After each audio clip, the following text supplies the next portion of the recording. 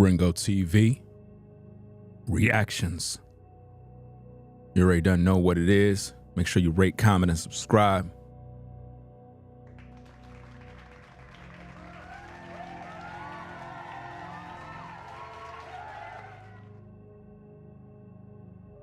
You know, in these streets, man, you don't know what's gonna go down, man. These blood sacrifices are real, fam. It's crazy out here. You know, sometimes you just gotta look at a picture and it tells the story. You know what I mean? That's all you gotta do is just look at the picture, dog. Once you look at the picture, it speaks 1,000 words.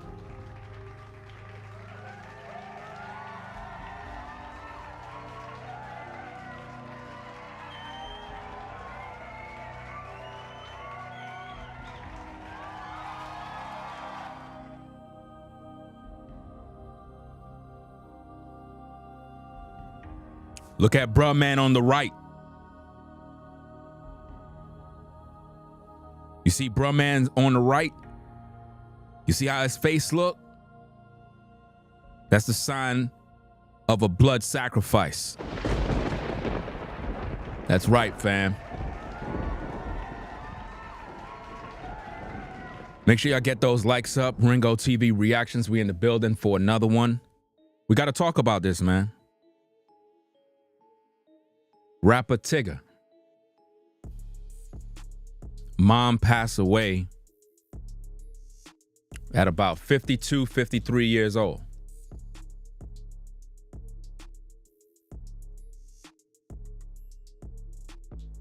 You know, when I first heard this story, it come in right after we heard the news of Biggie's mom passing away. And we made a video about that, and we was talking about how you need to check in on your mom, check in on your dad. But this right here, this one ain't looking right, fam. Look at Tyga's face, dog. Look at his face.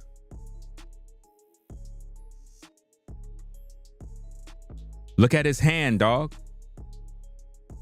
Check this out, fam, because a lot of y'all may not be paying attention. So I got to make you see this, right? Let me see if I could do this real quick. Because these streets is crazy, man. Let me take a picture of this. And I'm going to bring that up to you so you can see what's going on here. Because Tyga is from that dark world. And y'all got to understand that this is a blood sacrifice, man. This is in fact a blood sacrifice, y'all. I know some of y'all don't want to believe it, man. But we're going to break this thing down, fam. Check this out, dog. You see the hand, fam? Do you see the hand? Come on, man. Come on, y'all. Stop playing. Stop playing.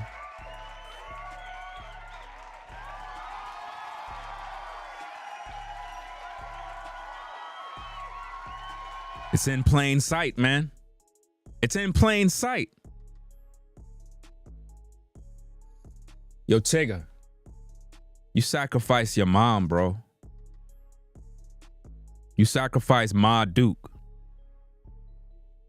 to promote your album. Oh yeah, we got those receipts. We got those receipts, man. That's right. Check it out on the screen, y'all. Check it out. I'm not making this up. Tyga post on his Instagram. He said, yo, pretty much the album, man. You know what I'm saying? February 7th. But then when you go check out the caption from his page, Ma Duke, you know, she died in January, dog. But you ain't say nothing.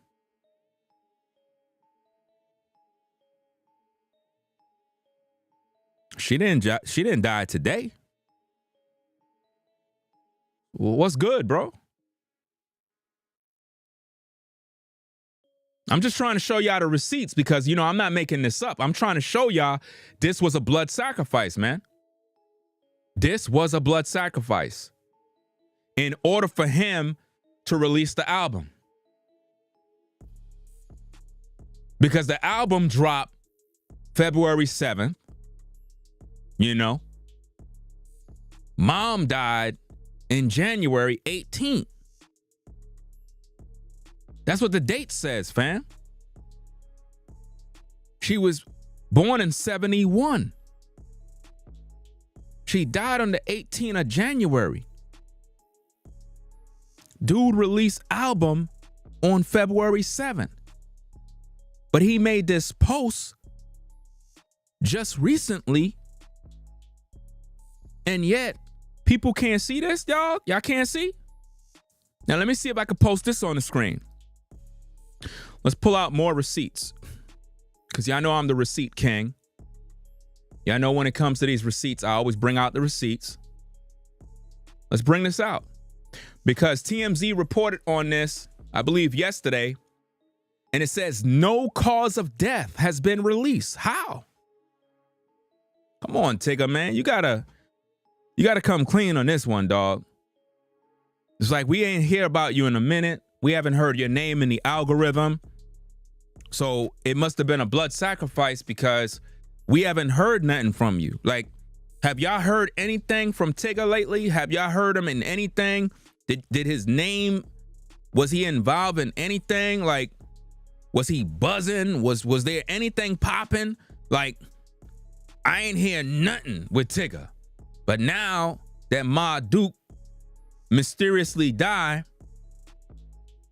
all of a sudden now he dropped album. Now y'all know how I feel about mothers. All condolences if Ma Duke died. But damn, man, this is a blood sacrifice, man. I ain't gonna hold you, man. This is a blood sacrifice. She was sacrificed, y'all. Dude just popped up out of nowhere with a new album. You know, he got all sorts of promo on his page with a bunch of damn naked women and music videos. And it's all satanic. And your ma just died, bro.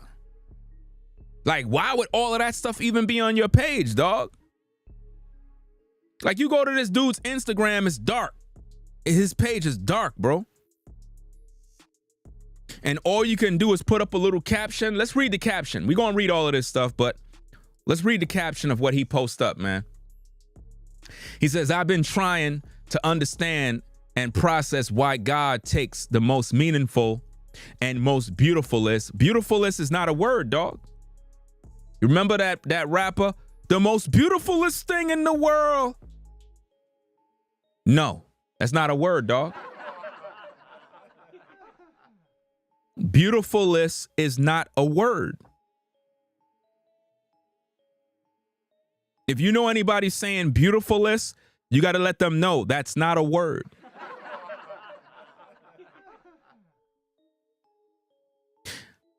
I've been trying to understand why God takes the most beautiful, the most meaningful, and most beautifulest people away from us. Well, first of all, Tyga, it's not God that is taking anybody away. You did a blood sacrifice, dog. You did it. You did it. We just seen Biggie's mom died, right? But it appears that your mom died first. So why are you telling us now? Why are you telling us now? It's like you trying to tell us around the same time when Biggie mom passed away. Like what's good, bro? Your mom been passed away January 18th. You ain't tell nobody till now? And you made this post? Come on, dog. Stop. You wildin', man. He says, I've been trying to understand and process why God takes the most meaningful and most beautifulest people away from us. But I know I'll never get an answer, and I will feel the emptiness in my heart. Can't imagine life without you by my side. You were the best and most supportive person in my life. You always made things better when I felt at my lowest and worst. I would trade anything just to be able to be with you again. I love you so much, and I can't wait for the day until we're together again. I'll see you soon, and save me a spot right next to you in paradise. I love you forever, Ma, and I'll do my best to celebrate you with every moment that I have left. I think her name is Passionate. Says that she was born 9/11/71, died 1/18/25. That's last month. Thank you. No, it didn't say thank you, excuse me. It says, you took one of your best angels back, God. I hope you know that. No, Mom was not an angel. We got to stop doing that. We love to do these things saying God took an angel back. We're not angels, bro. This was a blood sacrifice. And I know some of you might be mad. You might be like, nah, that's not cool, bro. Dude lost his mom. You know what I'm saying? You're not right. No, you're not right. You're not understanding the signs, dog. You're not understanding the fact that Mom Duke was blood sacrifice, man. In order for him to sell records, in order for him to get back on the scene. I told y'all 1,000 times, man. I told y'all 1,000 times. These rappers are dirty, man. They work with the devil, man. Look at this dude's face, y'all. Come on now. Look at that dude's face. Look at his face, y'all. Come on now. Look at his face. Dude, do he look like a dude who is embracing his mom out of love? Or do you see the devil? Look at the dude in the background. Let me get me off the screen. Look at dude in the background. Dude in the background knows she gotta go. Dude in the background know she's up for a blood sacrifice. They know already, man. Look at it. Look at it, man. It's right there. Look at the dude's face in the background. Clearly, there's some evil, disgusting work going on right there, man. She's hugging him because she loves her son. But look at the evil grin on his face, man. I'm telling you, these ninjas be sacrificing people in order to get on top, dog. For real. He know what he gotta do. This looks so sick. This does not look like a son embracing his mom out of love. It's one of them type of images that says, damn, man, this is cold. Absolutely cold, man. But that's the world we live in, man. That's the kind of world we live in. The world, listen, guys.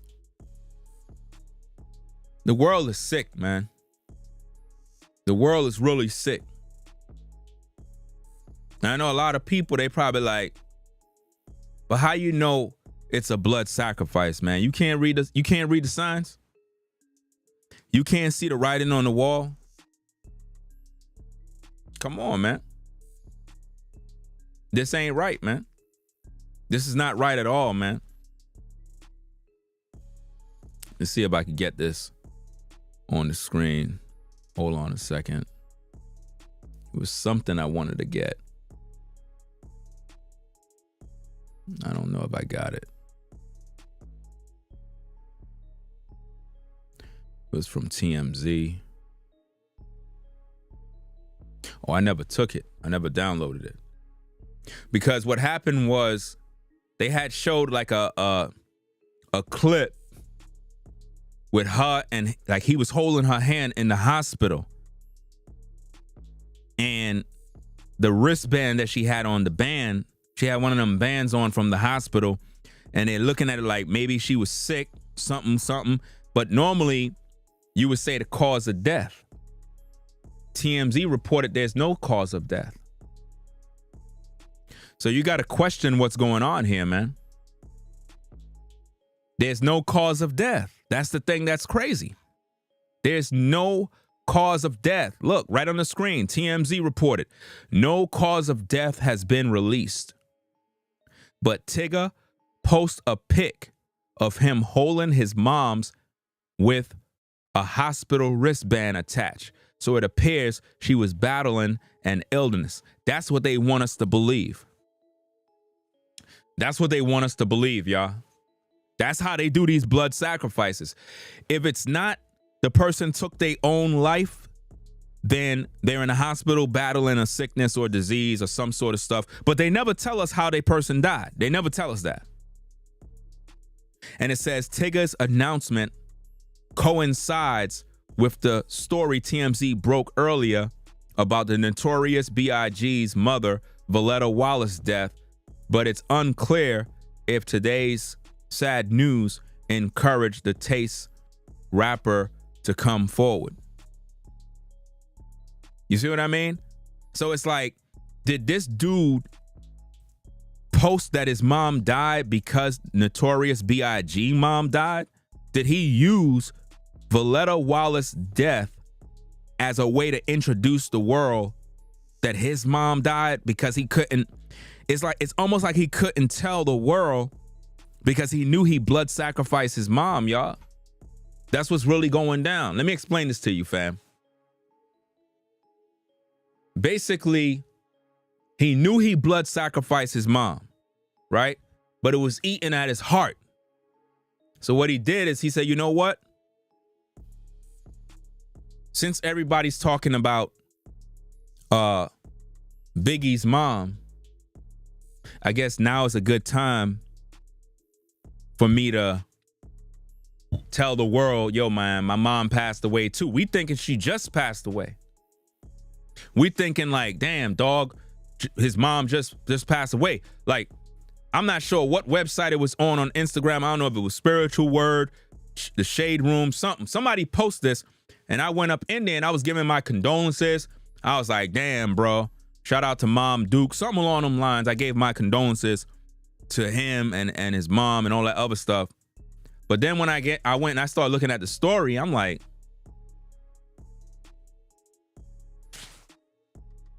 nah, bro.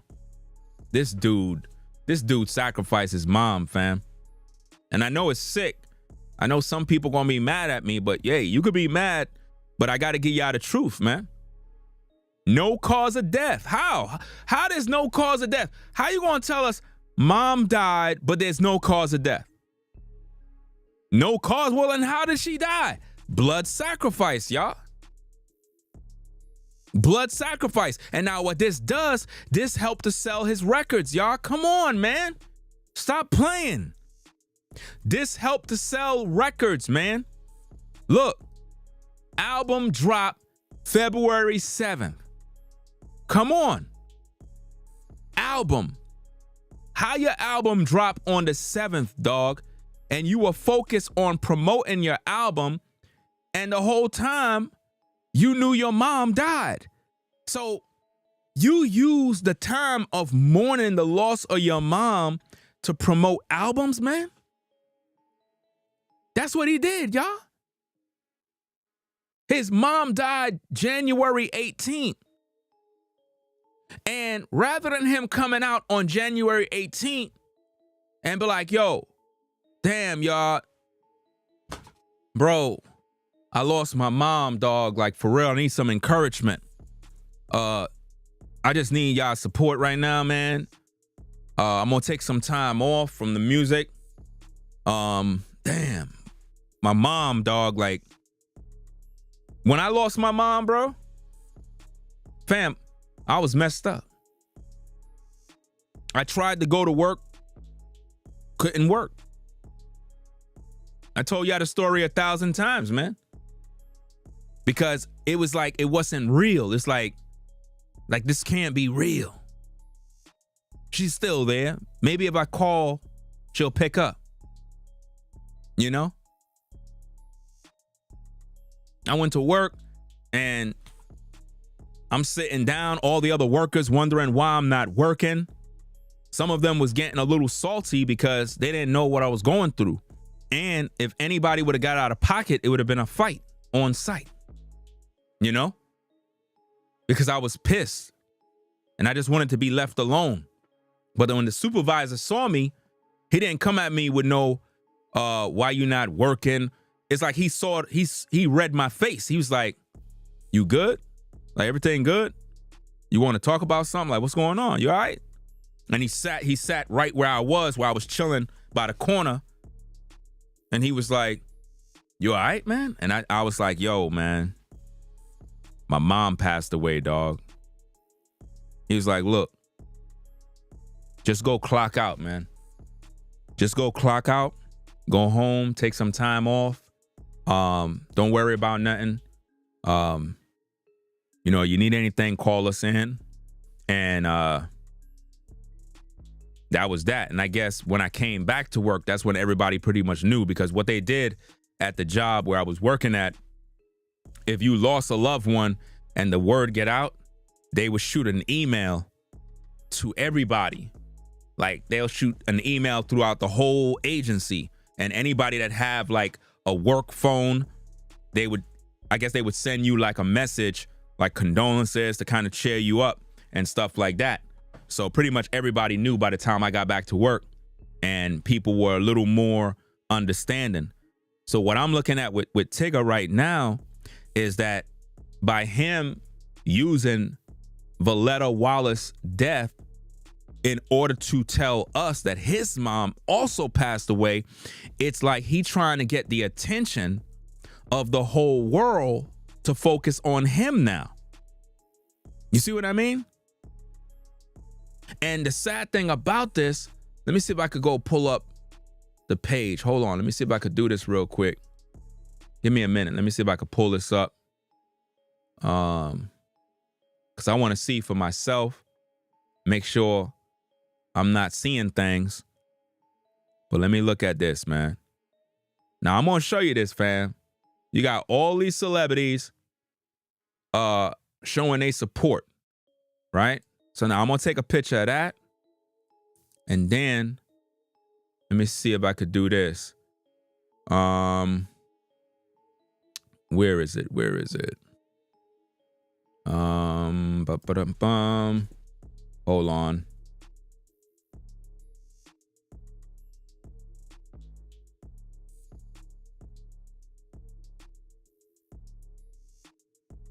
Let me go to Biggie's mom's page, right? Now, let me see if I can do this, right? And shout out to everybody coming in the building. You know what I'm saying? Everybody in the show. Salute to everybody. Make sure you hit that like button. You know what I'm saying? And shout out to everybody at Walmart. You know what I'm saying? I was over there doing a live stream and whatnot. Damn, image quality was poor. But it is what it is. You know? It is what it is. I had everybody in there laughing, yo. We was walking up and down aisles and whatnot, and people was overhearing me doing my thing. And it was funny, especially in the aisle with the eggs. It was mad funny over there, fam. Like, people was like, is this dude like live streaming and whatnot? Because I was talking about the eggs and the high prices and stuff like that. And they was like, yeah, we not buying no eggs too. It was funny, you know? So let me get out of this page. Right? Now I'm going to show you a comparison of what's going on. Right? I'm going to show you a comparison. Yeah, the only thing about the Walmart Live is that the quality is horrible, man. It's like the camera, I don't know. When you in Walmart, do they got like their own Wi-Fi that your phone get connected to? Because when I'm connected to my own data, the quality is always good if I'm streaming. But it's like when I'm in a store the quality be horrible. Like it switches or something. I don't know what's going on. Maybe if I know I'm going live, I got to make sure I switch it to my Wi-Fi, because for whatever reason, it's like it's all blurry and choppy. And I'm like, you know what? It just ruins the show, man, because it was lit. But it's all right. You know what I mean? I'll figure it out next time. You said Walmart has their Wi-Fi? Oh, that's probably what happened then. You said you can't use your phone in Walmart either? It will switch to Walmart Wi-Fi. Oh, damn, no wonder. Because every time I'm in Walmart, the quality of the image is always horrible. And I'm like, damn, that's crazy. All right, so now I know. Because if it do that, I'm going to switch it back to my data. That way it could be good. You know?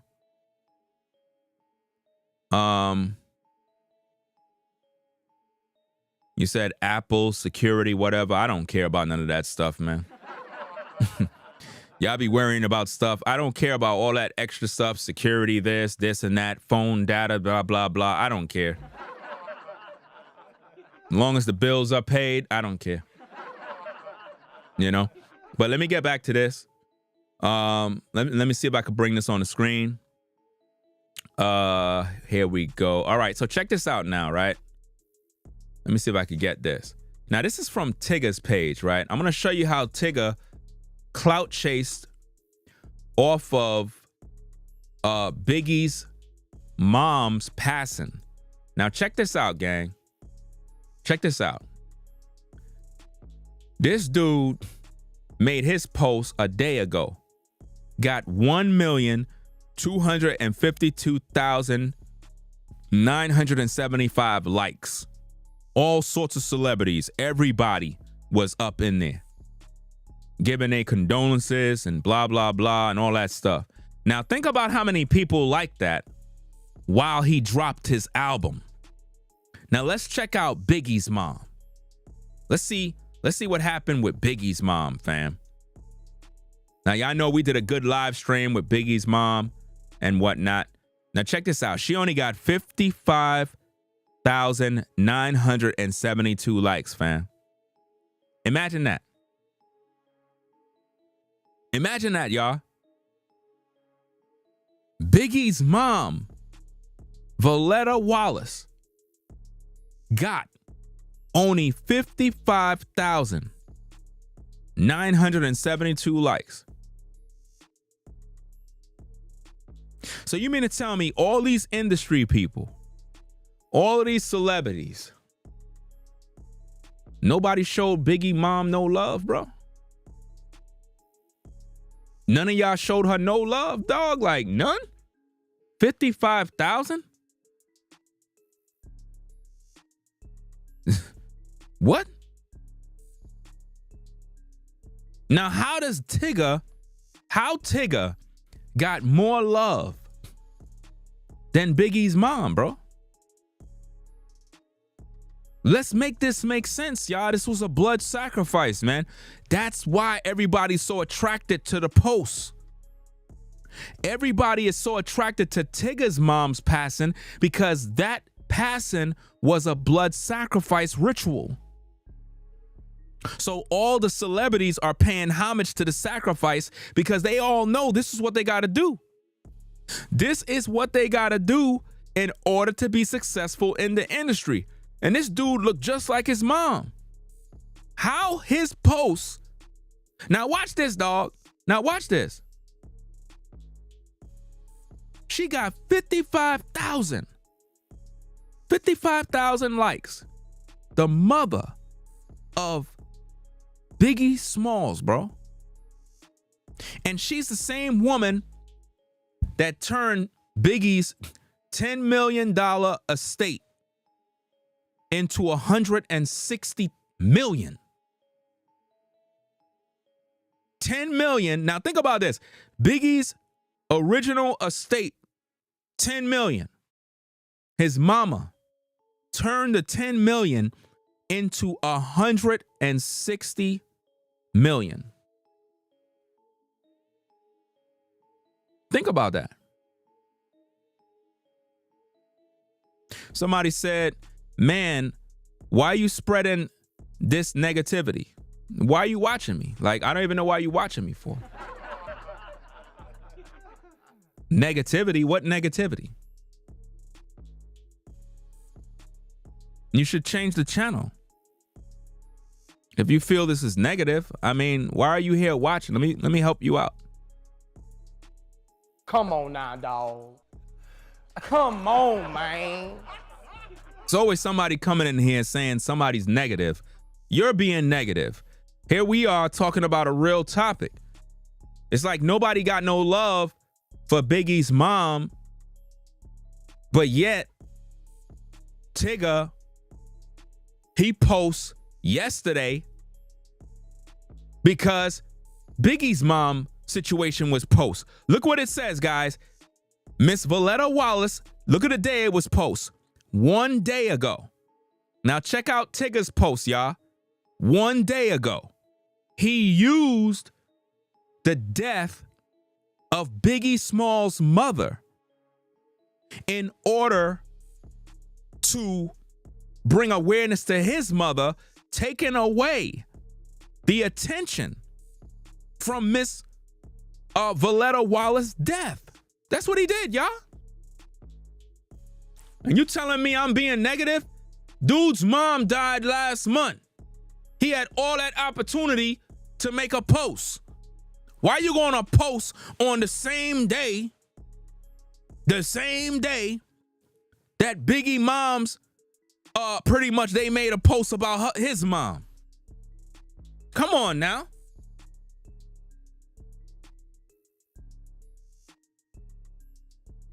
I don't give a fuck how dude's name is posted or pronounced, dog.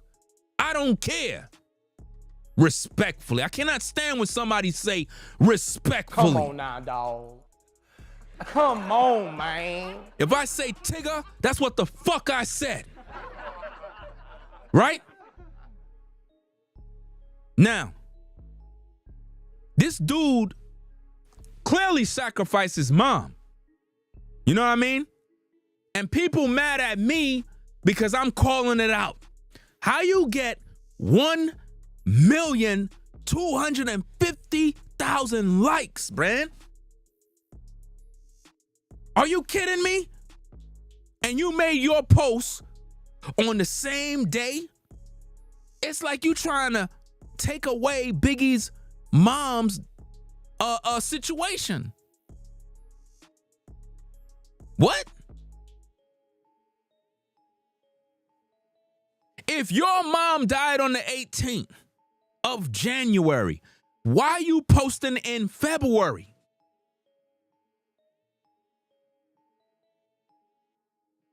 Come on. Think about that, man.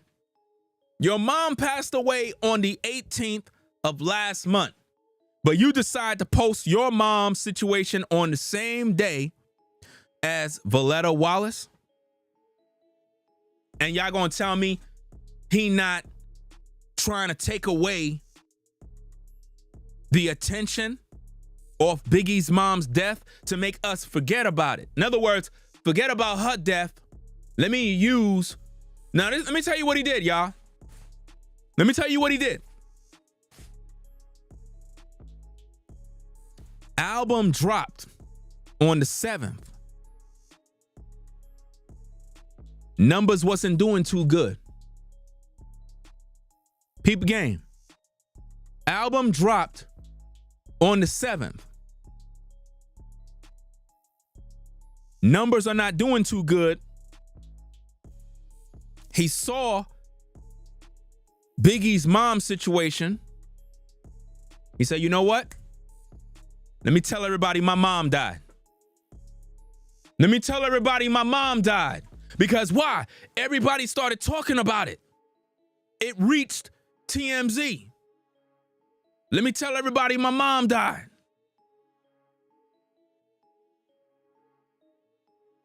You see that? Now, by him doing that, that brings attention. How? Because the post is up. So now rather than people giving their condolences to Biggie's mom, everybody forgot about her. She don't get no love, right? She don't get no love. Everybody's talking about his mom. Y'all can't see that? And to all you clowns talking about somebody reaching, why you still watching my show? Why you still here? like, why you still in the clouds wasting your time watching me? If you believe I'm reaching, I'm showing you the obvious. You just too dumb to see. I'm showing you what it is. Dude took the opportunity to steal from Biggie Small's mom because his mom died January 18th, 2025. So he could have posted on that day, yo fam, I've been trying to understand and process why God, he could have said all of that last month. You see that? I'm just being real. I don't care who get mad. I keep everything 1,000. I don't sugarcoat nothing. I'm just trying to call it for what it is. Now, I already done gave my condolences. So to all you people out there that's like, oh, you being insensitive, that's his mom. Fam, I lost my mom, bro, to cancer. So I already know what it is like to lose a mom. I already wrote on the page, condolences to Mom Duke. But this right here, this is a blood sacrifice, dog. And I'm calling it out. I'm calling it out, man. I'm not here playing no damn games, bro. Check out the photos, man. Let me pull it up. Let me pull it up, man. Check it out. Check it out, dog. Y'all getting mad at me? Look at the photo, bro. Look at that photo. What the hell you talking about, dog? Look at the dude in the background.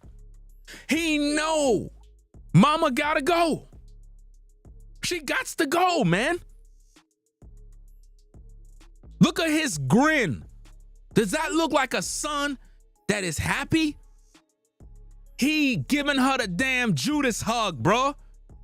When I tell you, listen, fam, there's video where Kanye said he sacrificed his mom, bro. There's video. Did y'all see that video? Put a 1 in the chat if you seen the video where Kanye slipped up and said, yeah, you know, I sacrificed my mom. What? There's video where dude said on camera, on tape, that he sacrificed his own mom. This happens in the industry, man.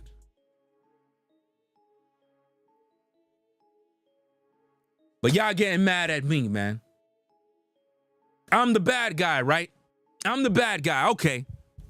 I'm the bad guy. All these dudes be sacrificing people, fam. That's how they rise to fame. Now, y'all got to understand something. The industry is controlled by the devil. In order for you to be successful in the industry, there got to be a blood sacrifice. We're not talking about success like, you know, you're doing something, you're making some money, you making some progress. You know, certain people can have success based on their talents. The industry will make you be successful with no talent, no effort. All you got to do is put in a blood sacrifice. That's all you got to do. Look at all the rappers. Look at all the rappers we lost. Everybody died before they got to see their new album because the record companies sacrificed them. Rapper Takeoff, they sacrificed him. That was a blood sacrifice, dog. Steven Twitch Boss, blood sacrifice. His wife sacrificed him. That's how she was able to write the book. Check it out.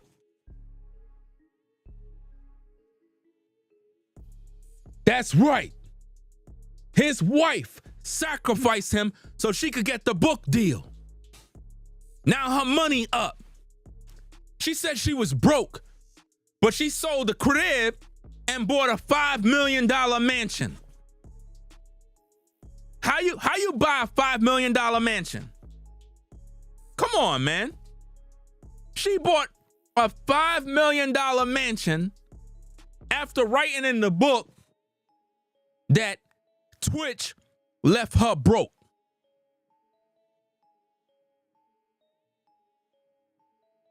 She claimed she loved her husband, but, watch this, fam, but if we go to chapter 13, let's go to chapter 13 in the book.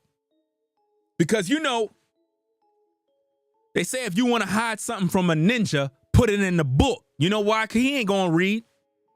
Check this out. Now, this is what a woman put in the book about her own husband who died. They claim he died by taking his own life. Check out what she wrote in the book, right? This is page 147. Check this out. She said in the book, now this is sinister and crazy. She said, I couldn't help but wonder, did the abuse happen when he was roughly the same age as Maddox? Did becoming a biological father delage the buried memories of his childhood abuse? And did he worry that he was somehow fated to do to his son the same monstrous things that had been done to him? In other words, what this crazy woman did is she claimed that Twitch was SA'd when he was a young boy and that he killed himself because he felt he was going to violate his own son. Blood sacrifice. Page 148. She said this: Stephen might have killed himself because he thought he was protecting us from an even more horrifying act he thought he might be capable of. She published in a book that she pretty much saying her husband wanted to violate his own son. What woman does that after her husband died? She killed them, dog. They killed rapper Takeoff, when they was at the bowling alley.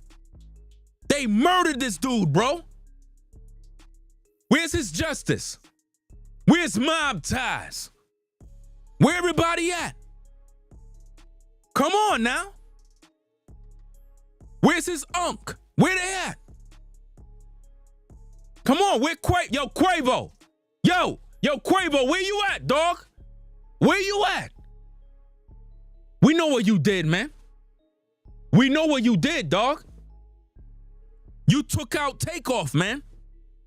They took Takeoff out. That was a blood sacrifice, man. All them people was there. Nobody ain't see what happened. Come on now.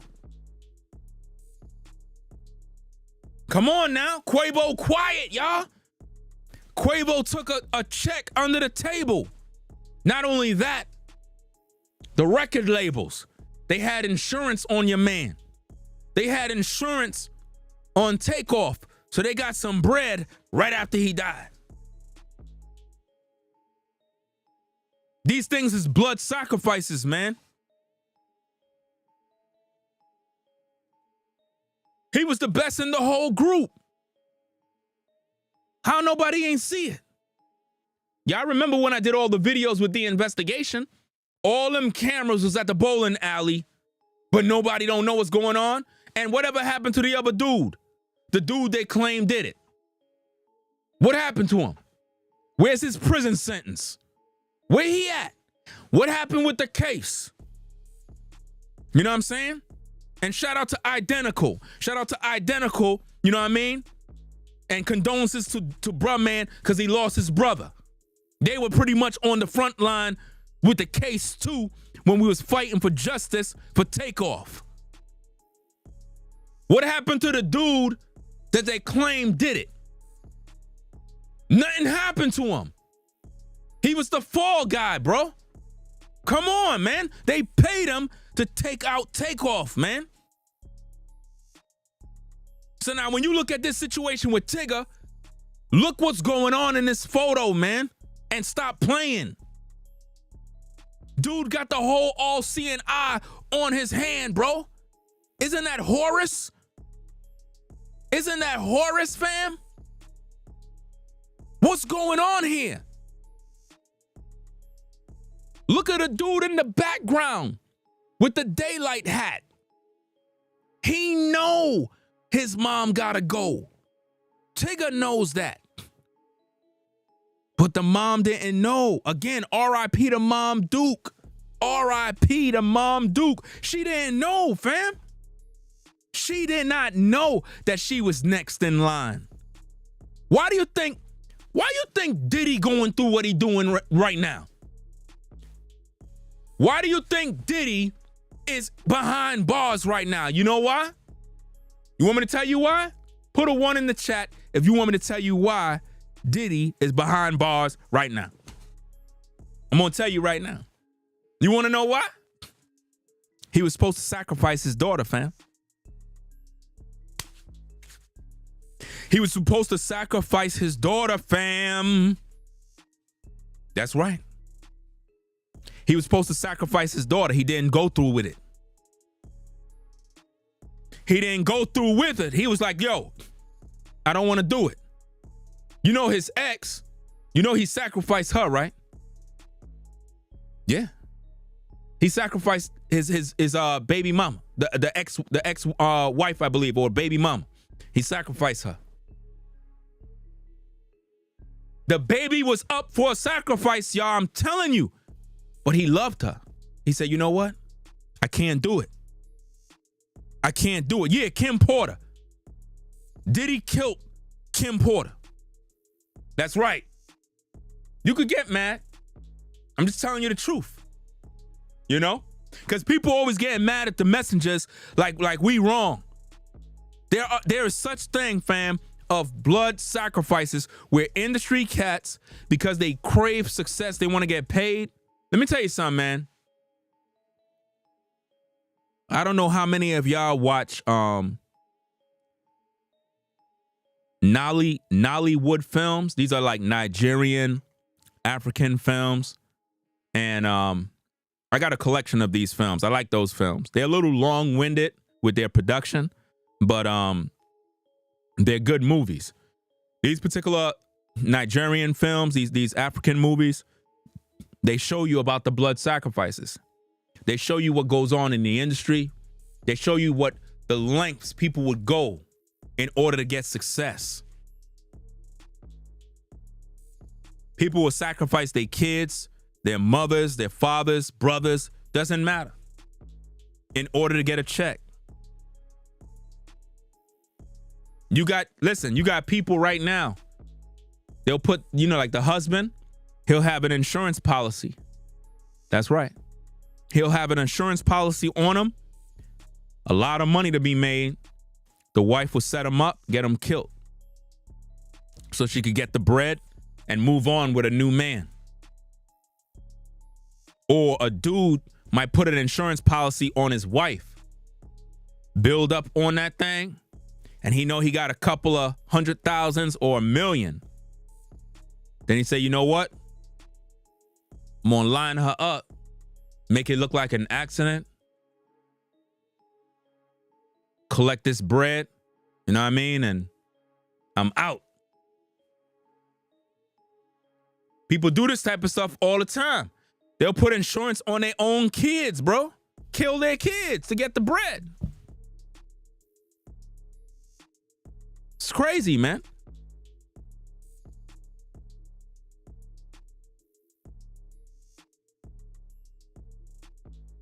It's absolutely sick, man. Tyga sacrificed his mom, bro. And y'all getting mad at me for reporting the news, bro. I can't believe this, man. It's like you could try to make people see the truth and they just get mad. Rather than them do the research and put the puzzle together. What happened to showing love to Biggie's mom, fam? What about Biggie's mom? How come nobody's showing Biggie mom no love, man? Instead, y'all showing all that love to Tyga's mom. Look at Biggie's mom. She flipped 10 million into 160 million. and nobody's trying to give her no shine. Nobody's giving her no praise, no condolences. She only got 55,000 likes. Where's all the industry at? Where all the peeps? Where's all the rappers? Where is everybody? So nobody gonna show Miss Wallace no love? That's crazy, dog. What? The mother of Biggie Smalls, bro? Hold up. Wait. Let me get this straight. Biggie Smalls' mom, a rapper that allowed all these dudes in the industry to tie their shoelace. All these rappers learned from Biggie. Biggie and Pac. All these rappers. They all learned from these cats. And y'all ain't showing Mom Duke no love? Instead, Tyga mom get 1,250,000 likes. All sorts of celebrities is in there. Why those celebrities are not in Miss Wallace page, bro? Are you kidding me? And I'm not saying that they can't show dude's mom no love, but damn, he stole the spotlight from Biggie's mom, y'all. He posts a post about his mom passing on the same day that Miss Wallace was reported to pass away, so that all the attention can go to himself. He saw when TMZ talked about it and said, you know what? I got to post about my mom. But look at the date. Your mom died or passed away on January 18th, dog. January 18th. Where was your post of your loss on the 18th? When my mom passed, I made a post about it. But I didn't come on YouTube to make like a video. You know what I'm saying? I didn't do all of that type of stuff because I couldn't even do my thing, bro. Matter of fact, if you really go back to the date of when my mom passed, you'll notice I didn't post no videos. I didn't post no videos, man. I probably was off for about a week. You know what I mean? And I think I kind of mentioned, I don't even think I mentioned it. I don't even think I mentioned it, man. I mentioned it on Instagram. That's where I mentioned it at, you know? But damn, this dude never made no post on the 18th. All I'm saying, fam, is this. If your mom passed away on the 18th, why you ain't post on the 18th? So that you could tell the world, my mom passed away. You didn't do that. You waited for Biggie's mom situation. And once you saw that the world was buzzing over that, you figure, hey, this can help me promote my album. Because then again, your album dropped on, let me go back to that. Album dropped on February 7th. So he used the post with his mom to gather more attention. Now watch this, gang. Watch this. Watch this, gang. Let me see if I can pull this up. Because I'm trying to show you this. I'm trying to keep it a buck. Right? Let me go back to Instagram. Right? Back to Instagram. And let me do this thing real fast. Right? Now. Watch this, gang. You got to think about this, y'all. Oh, I can't show that on YouTube. Hold up. Wait a minute. I was about to take a picture of the explicits. I damn near caught myself with that one. So if I would post that on YouTube, I would have been in trouble. But let me see if I'll just post the text. Right? Now, let me get this, and then we're going to cook and show you what's really going on in these streets, because people keep getting mad at me because I'm the messenger. But I'm trying to expose the real darkness of what's going on in this industry with these cats. Remember, we all got love for Mom Duke. You know what I'm saying? R.I.P. to Mom Duke. All the mothers we lost, all the fathers we lost. But this situation here, this is a dark situation, man. Tyga always been dark, man. And I don't like what I'm seeing. I don't like what I'm seeing. You know? This ain't looking right. Let me see. Let's pull this up on the screen. Okay. So let's take this off. We got this, right? Then we have this image here. So now let me bring this into the video because we gotta look at all these receipts and make sense of all this stuff, man. So now, this post that he made saying album, right? Now check this out, fam. Check out what's going on. He's telling you in this post, February 7th, the album dropped. But now look at the date. December 20th, 2024. You see that? He's telling you the album is dropping.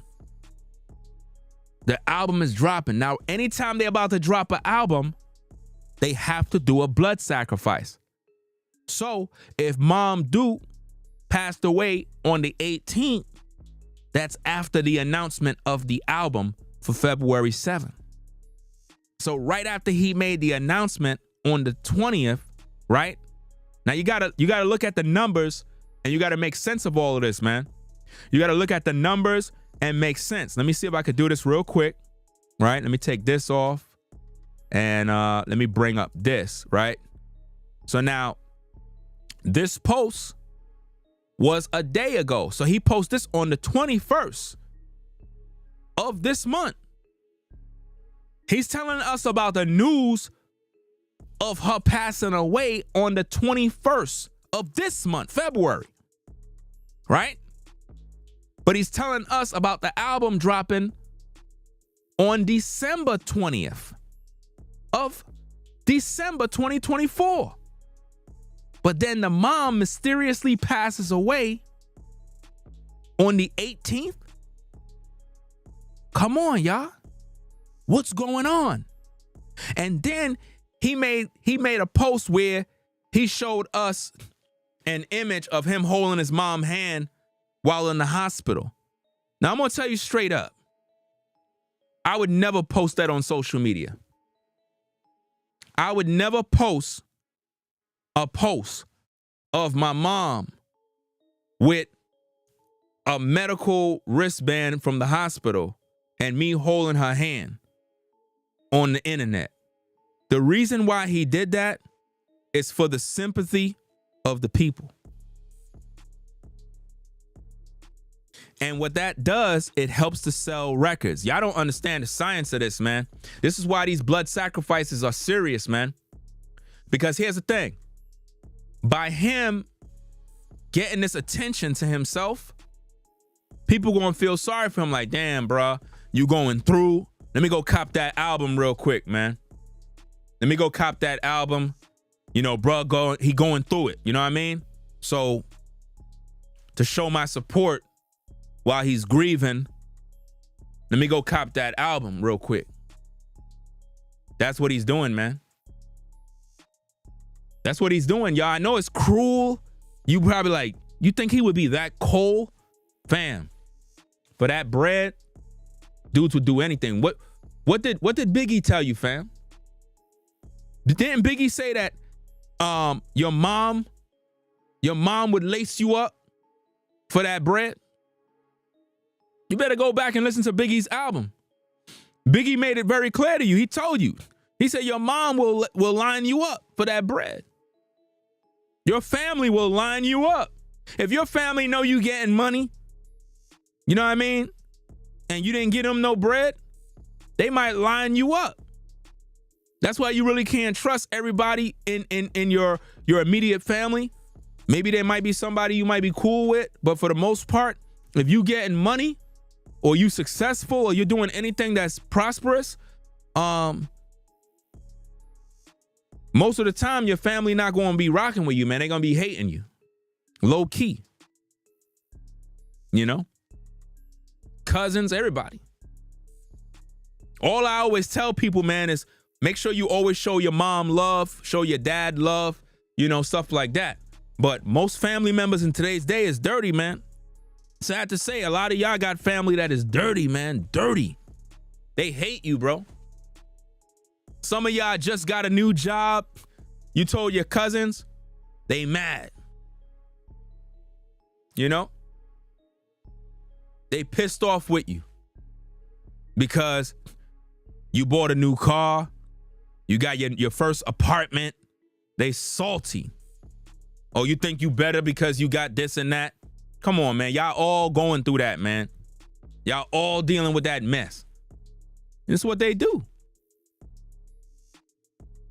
So when I look at this situation, man, this is nasty work. Because first of all, we know Tyga is with the so-called system. We know that already. He ain't walking with God. He not walking with God, fam. He not. He in that satanic industry. And when you in that industry, you gotta do sacrifices, fam. Nobody was even hearing about this cat.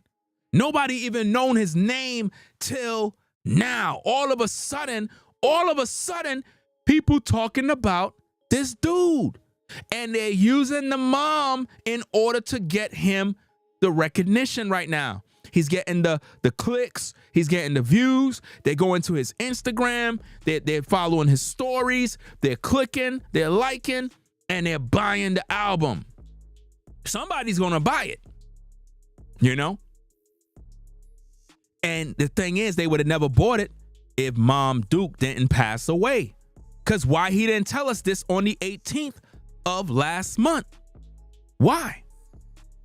Why last month this ninja didn't tell us that Ma Duke passed away? That's all I'm saying. Stop getting mad at me, man. Stop getting mad at me. I'm doing my job. This is what I do. Yeah, it is a marketing strategy. It is a marketing strategy, man. Because he made the post on the same day that Biggie Small's mother died, man. Come on, y'all. Stop, man. Look what he did, man. This is nasty work, man. How you gonna do this to Valletta Wallace, man? She only got 55,000 likes. Where's all the industry cats, man? Where's all the rappers? Every rapper in the industry should be in that post. Every rapper in the industry in hip hop supposed to be in the post with Biggie Small's mom. Yo, that's nasty work. That is nasty, bro. Disgusting, fam.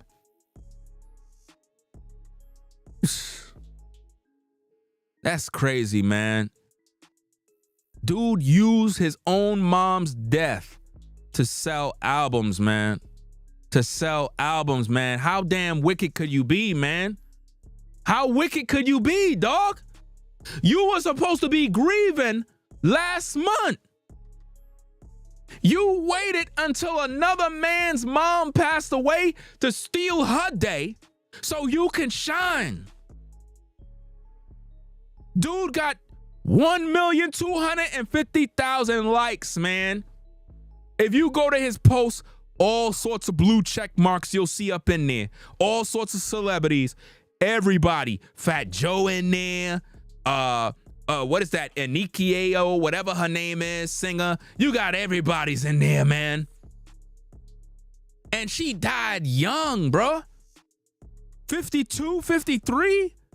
Bro, she mad young, bro. Are you kidding me? But what did they tell us? No cause of death.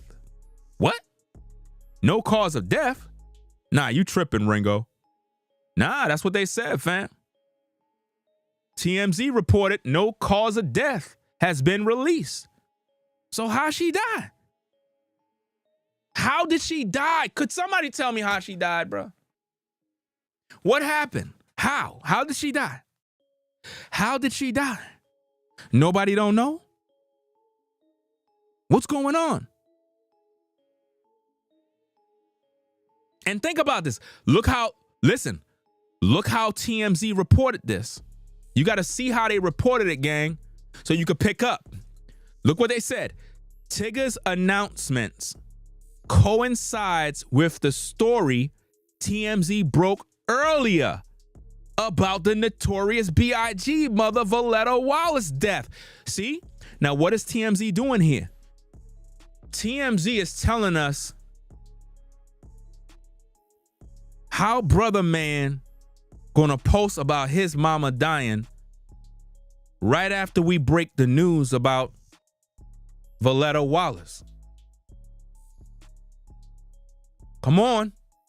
How you gonna post about your mom passing away right after TMZ broke the news about Biggie's mom? How is that possible?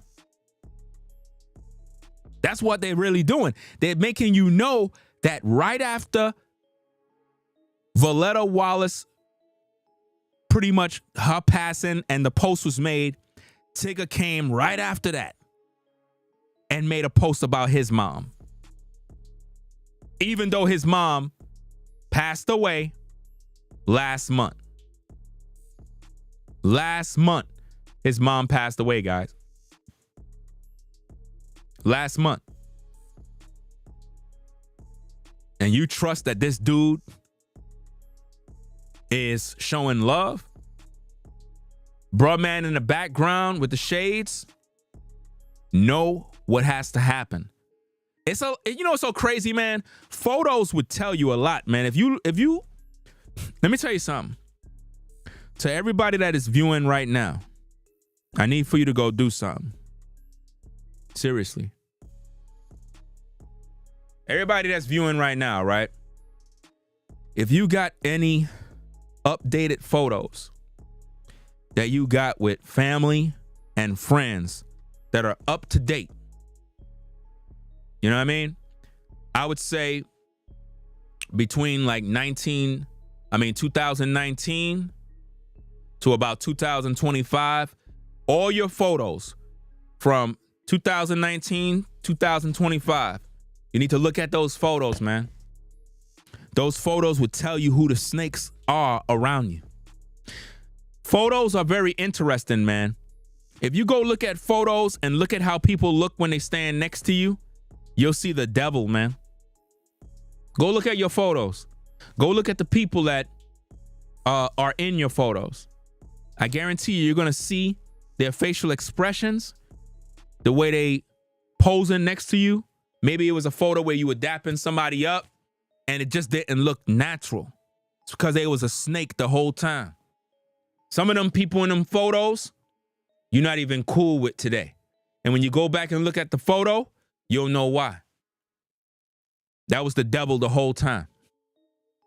The devil was in the picture, man. Yeah, a picture is worth 1,000 words. And it's true, because when you look at the photos, the photo will begin to speak. And when you look at the photo with this dude and Mom Duke, that don't look good, fam. That look creepy. That don't look normal. He looked like a demon, bro. Look at his face, fam. That don't look like a dude that is embracing and showing love to Ma Duke. This dude literally looked like he up to something dirty, man. That is not the grin. That's almost like, I know what I gotta do. You don't even realize it, but I'm gonna act like this for the camera. Because bruh man behind over there, he already knows she gotta go. You know? And I know a lot of people, they gonna keep getting mad at me, dog.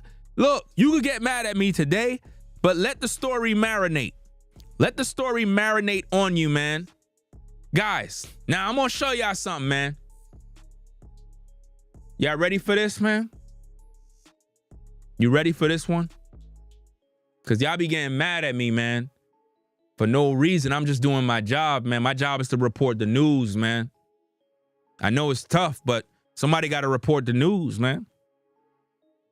I'm gonna show y'all what I gotta show y'all, man. Anyway, I'm gonna show y'all a couple of tricks. Let me do this real quick. So you can understand. I'm gonna show you this.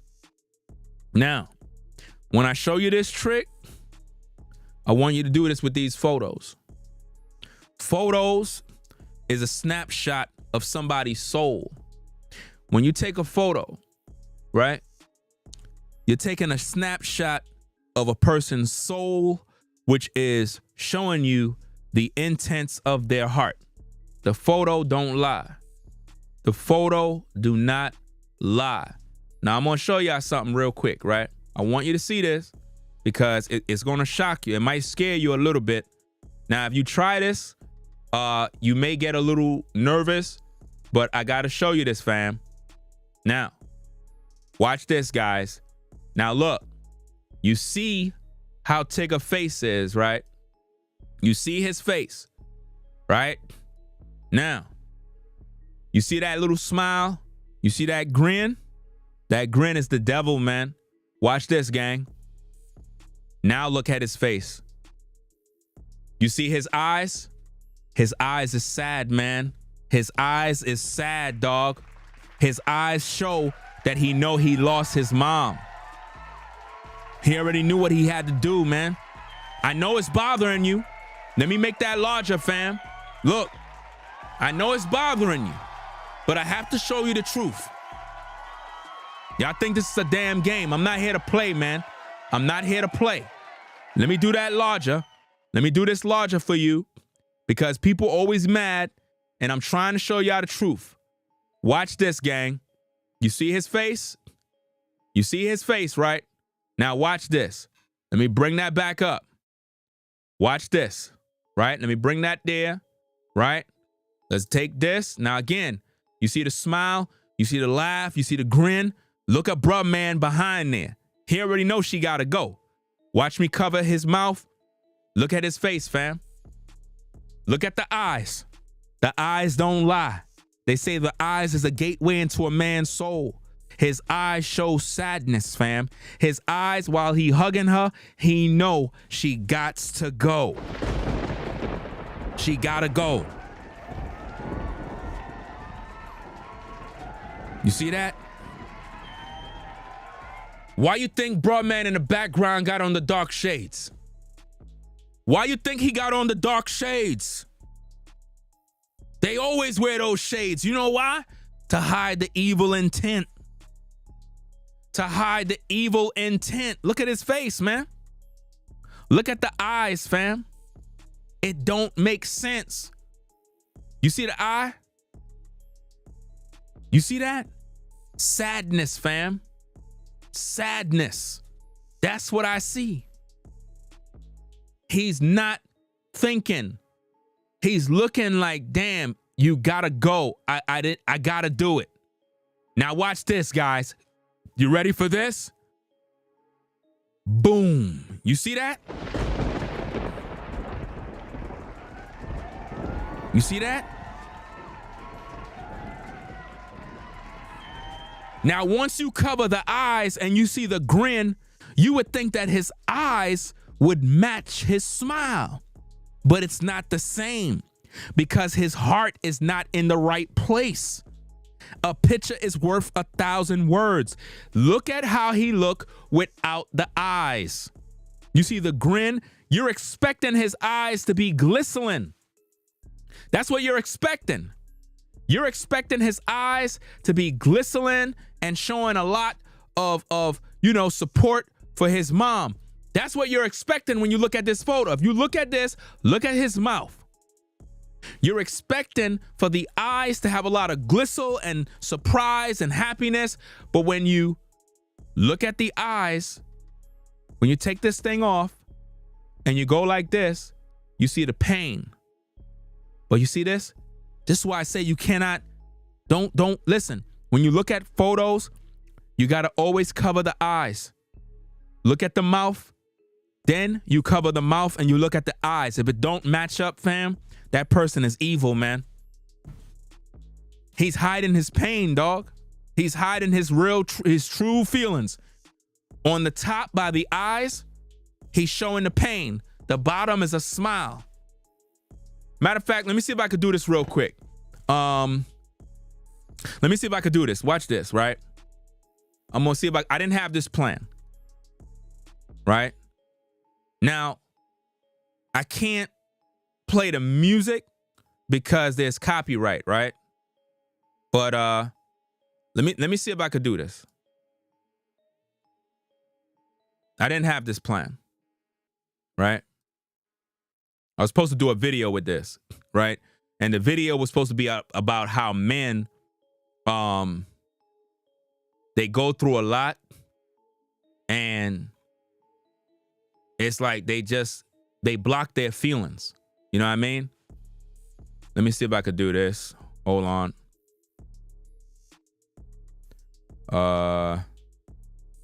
Let me see if it's this video. Give me a minute. Yeah. Okay. I gotta download this. I didn't even have this plan, man. I didn't even have this plan. This is crazy. I'm gonna download this. Give me a minute. I gotta download this. Because if you see this for yourself, you're gonna believe it. If I just talk about it, you're not gonna believe me. You're gonna think I'm joking. But I gotta show you this so you can see it for yourself. So let me download this link. Right? Bear with me.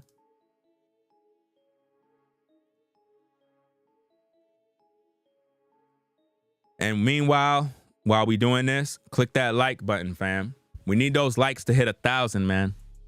Support the show, support the work. Right? So let me download this. Okay.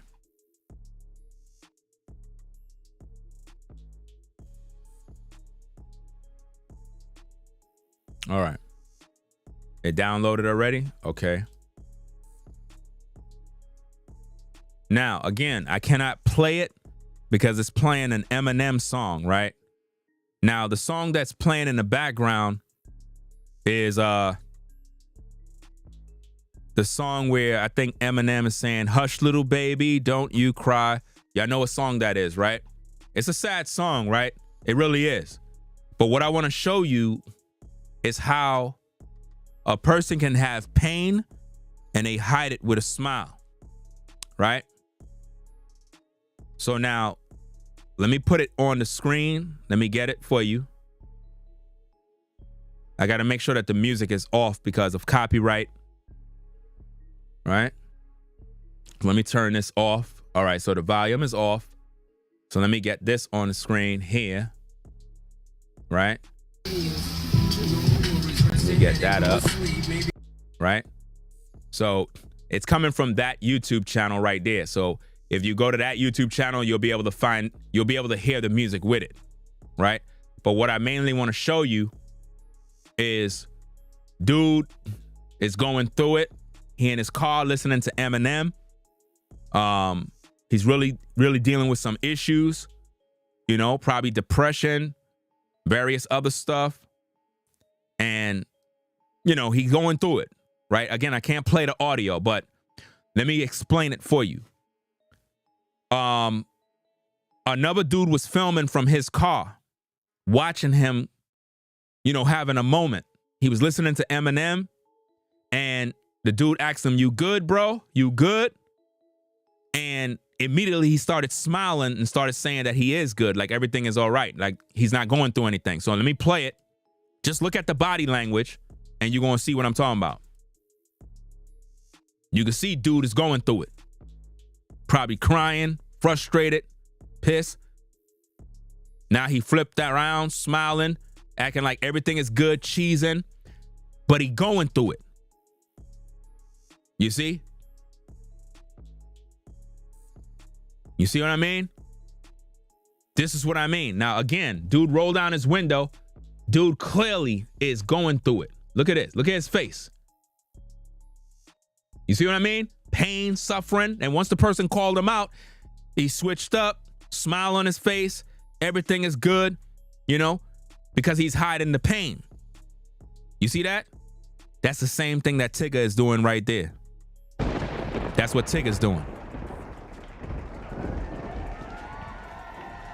That's what Tyga's doing. You know? And let me do this real quick, right?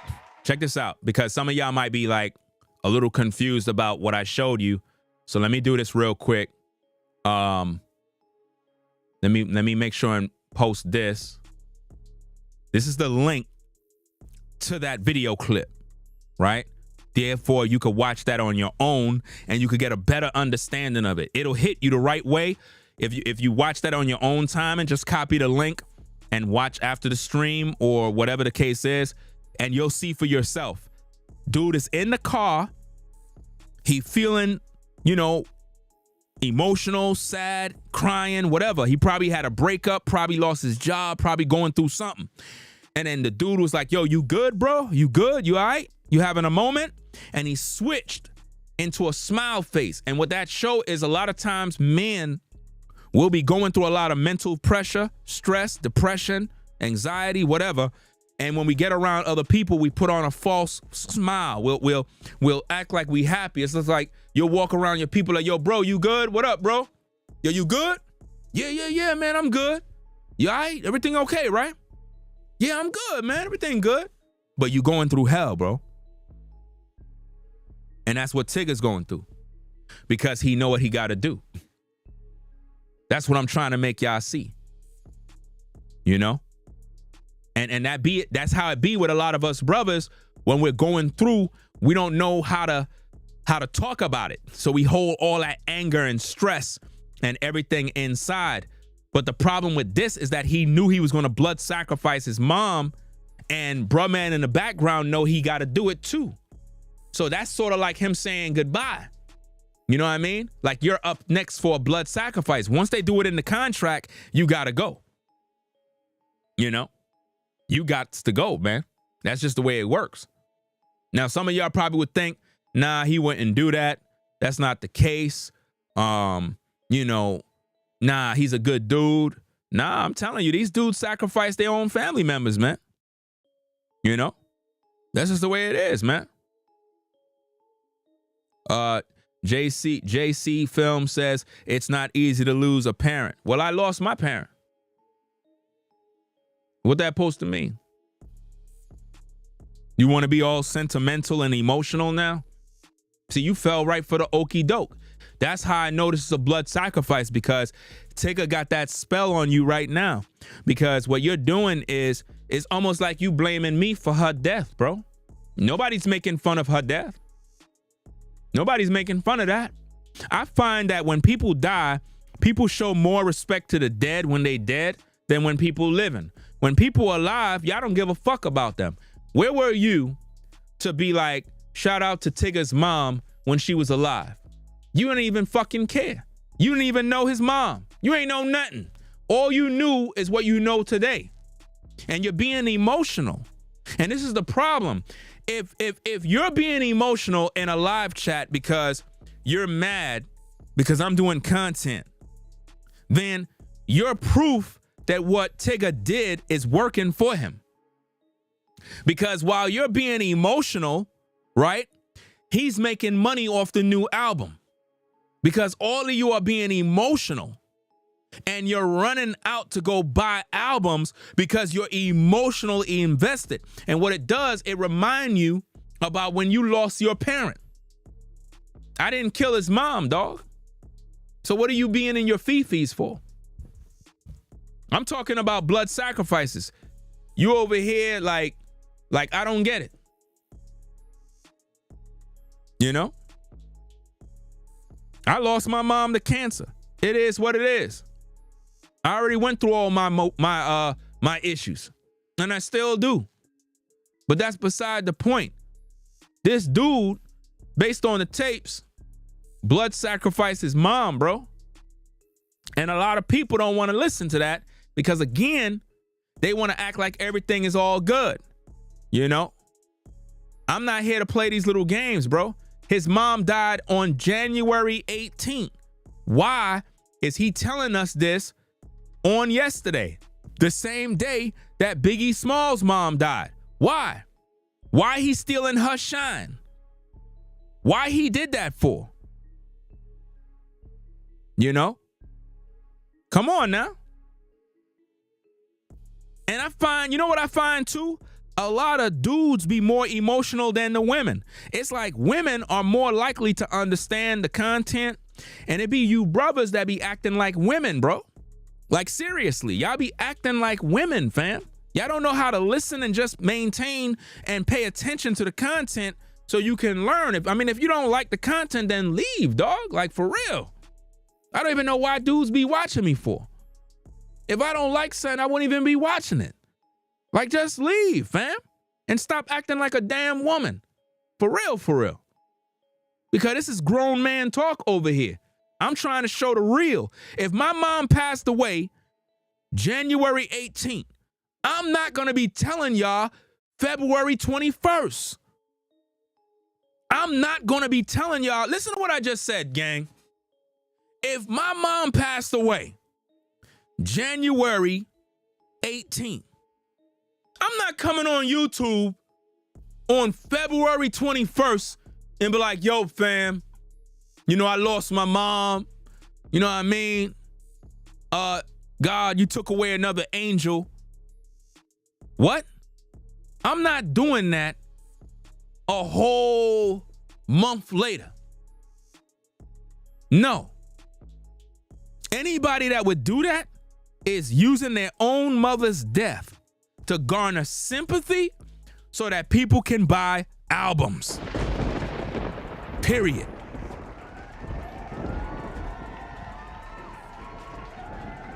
Come on, man. Because what Tyga did is he disrespected Biggie's mom's passing. He disrespected her passing, fam. I don't care what nobody's saying. He disrespected her passing. You see? And this is what people don't want to hear. They just want to get emotional. They always get emotional. Always. They never focus on the truth that I'm sharing. They just get emotional. You see? Now again, Miss Wallace, she passed away. Her post was made yesterday. Everybody talked about it. I made a video about it. I made a good speech in my video, making sure that everybody salute their mom, visit their mom, all of that good stuff, right? Then all of a sudden, Tyga says, you know what? Forget his mom. You know, I'm going to post about my mom and take the show. He posted that a day ago on the same day. On the same day. The same day as Biggie Small's mom. And some of you dudes are still blind. That's not disrespectful. Tyga didn't disrespect nobody. I mean, I tell you, some dudes just don't even understand, man. You know, it make no sense. This don't make no sense. Y'all don't see that this is a problem? So let me get this straight. If your mom passed away on the 18th, you telling everybody on the 21st that she passed away? I'm going to question now. I'm going to be like, bro, your mom been dead for a whole month. You now telling us? You wildin', man. You wildin', man. You bugging out. You supposed to been told everybody about this. Because that mean a funeral already happened. That means she already done been laid to rest. You know? And to all you folks that don't even understand a blood sacrifice, man, why are you watching me? Why are you even watching me? Like, I don't get it. The people who watching me, they understand. The people who are slow, who don't know nothing, you're clueless.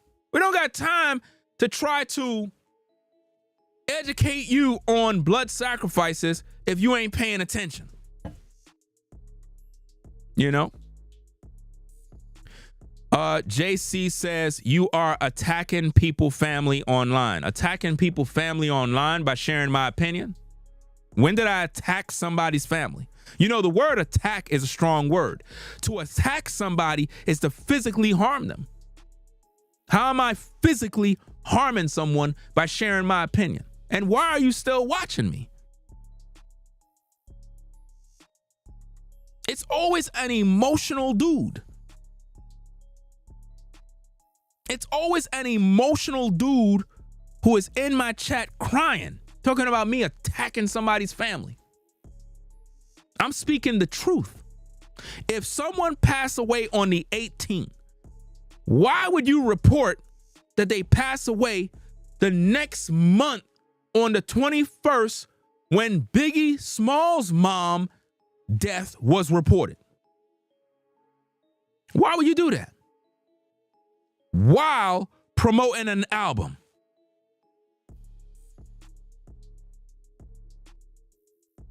And you got some damn clown over here talking about somebody attacking somebody. When a woman lost her life. Do you see these type of clowns going in the street every time a mother pass away or somebody's family member pass away? Do you go to their situation and give them money and console them? No. You over here being emotional because you know why? You're most likely sent by Tyga's camp because Ringo TV is putting out that right kind of energy, exposing the truth about this blood sacrifice. And you trying to do damage control by projecting your own issues on me, as if though I'm doing something wrong by sharing my thoughts and opinions. You know what I mean? Like, real talk. Like, a lot of you dudes that are still in the building watching, right?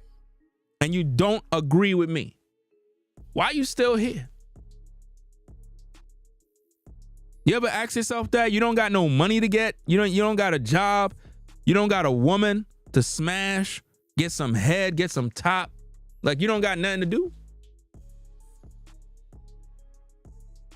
I mean, if I don't like what someone's saying, it's like I'll be out. You know?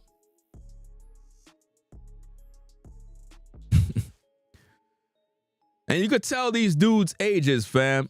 These are some young ninjas with no life, bro. Let me see. JC said, don't ever come to the west side. That's supposed to be some sort of threat? Don't ever come to the west side? You know what's so funny about ninjas, dog?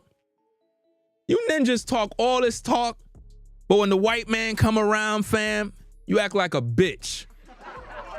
Like, you ever see these dudes, bro? Like, they'll talk all this talk about don't come to the west side because a dude is sharing his opinion on social media, but when the white man pull him over, yes, sir. No, sir. Yes, sir. I got my driver's license. Yes, sir. Come on now, dog. I got it. Come on, man. That's why I told you, fam. A lot of you brothers and sisters, I'm gonna tell you straight up. Y'all be thinking the white man y'all enemy. It's not the white man, fam. It's these ninjas. They your enemy. If you want to know who your real enemy is, dog, it's the people that look just like you. They your enemies. It's not them white folk, man. Listen, I'd rather be around racists. I'd rather be around the Klan, bro, than be around ninjas. Real talk. I'd rather be around racists, bro. Stone cold racists. I wouldn't mind being lived around nothing but racists and Klans members than to be around ninjas. Because ninjas are the ones who be plotting the most. They be the ones that be wanting to kill you. Real talk. You know what I'm saying? You look at every great black man that ever lived. It was a ninja that took him out. A ninja. Who took out Pac? A ninja. Who took out Big? A ninja. Who took out all the rappers we lost over the years? Ninjas.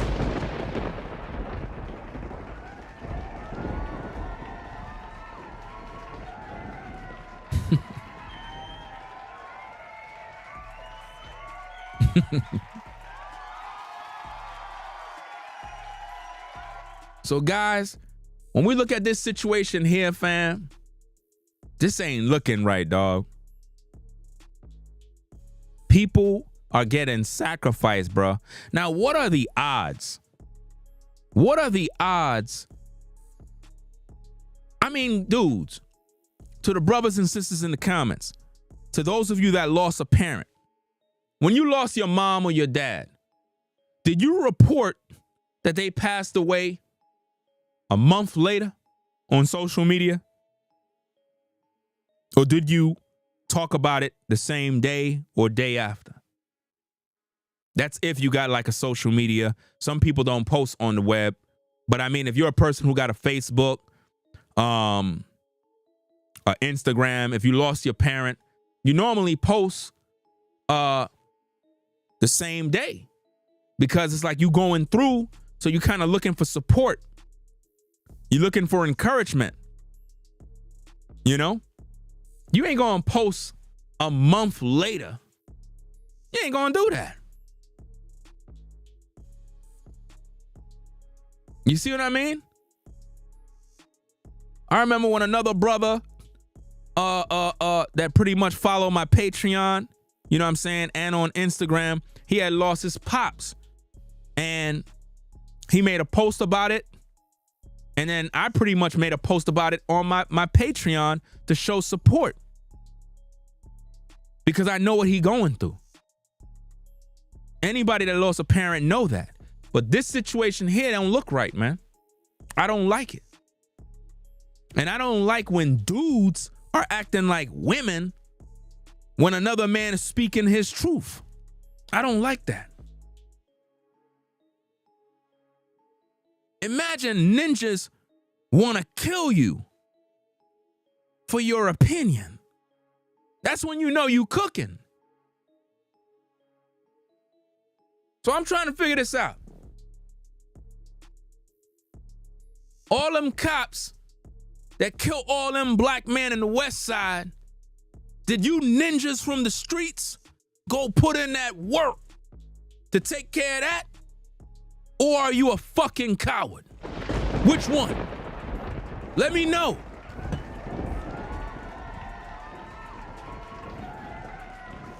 All those cops that gunned down black men in the streets, did you dudes from the hood go to them streets and put in the work against them cops? No, you did not. You know why? Because you a coward.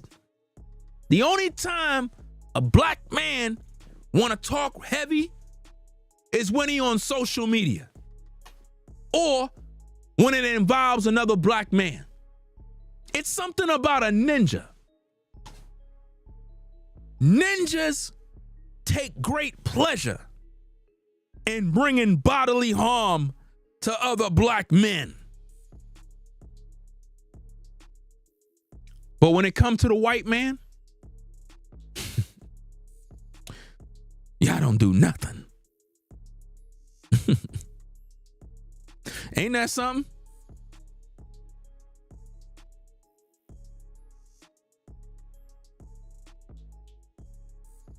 These dudes can't even protect their own community. They can't. And you could tell a lot about a dude when they talk. Because real men, we don't say that. What did Biggie say? Biggie said real gangsters move in silence. They don't talk about what they gonna do. A real man don't even let you know what he holding. He don't tell you nothing. Surprise, surprise.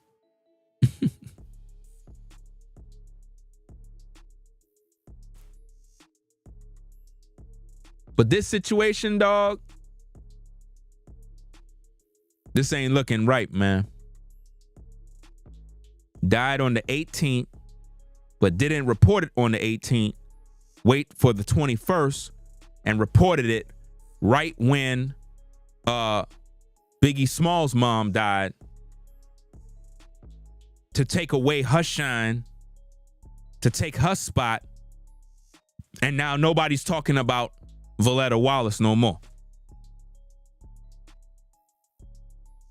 It's crazy.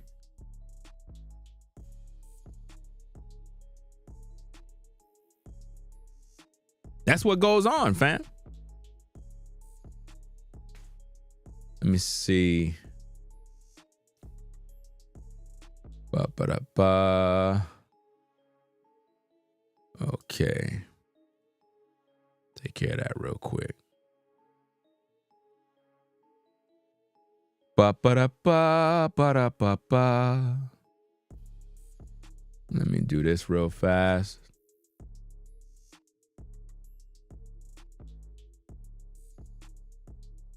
Okay.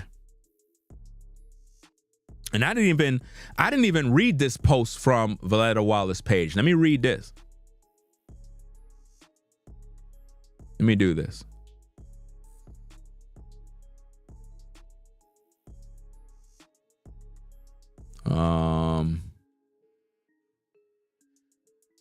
So on Biggie mom's page, because she ain't get no love, man.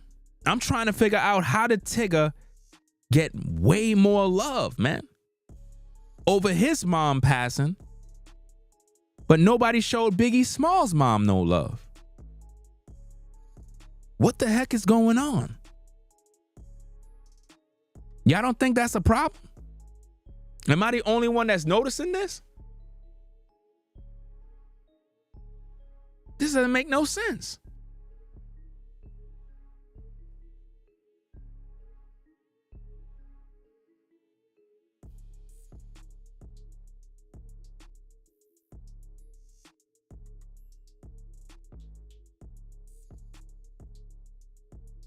Let me see if I need to pack this person up.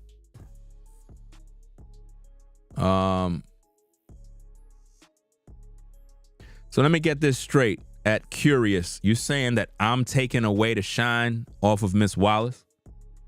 Is that what you saying? You said it makes sense. You taking the shine off of Miss Wallace already? So let me get this straight. You can't be serious, Come man. on now, dog. You can't be serious, Come man. on, man. So me explaining what Tyga is doing means that I'm doing something wrong?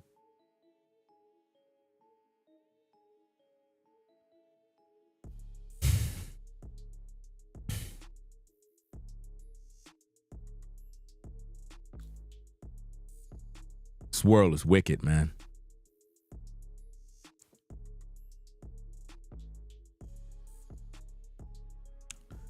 It's like I'm the only one that could see through the nonsense.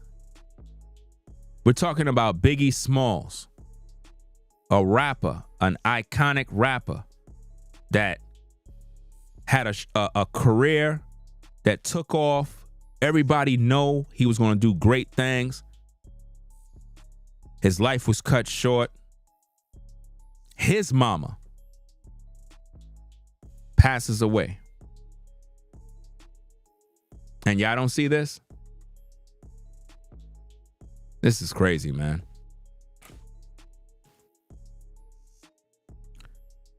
Let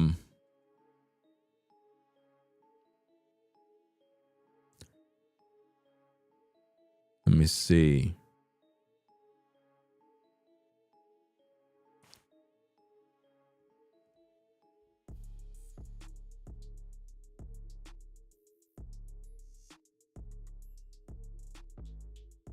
$55,000 likes, man. Biggie Small's mom. It's Biggie's mom, dog. Damn.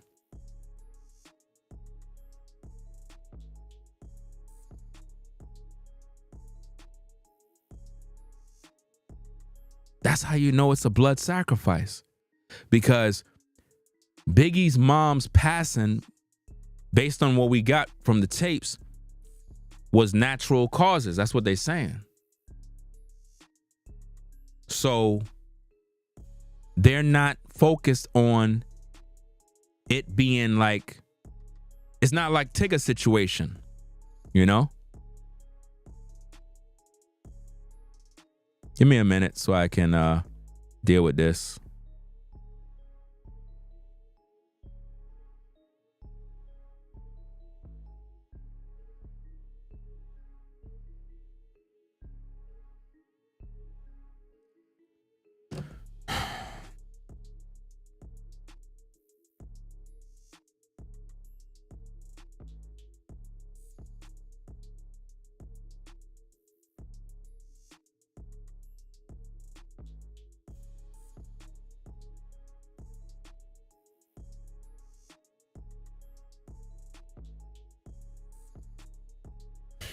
Let me read what it says for Valletta Wallace, because Tyga is basically trying to take her shine, and I'm not going to make that happen, because Biggie mom did something that no mom has ever done.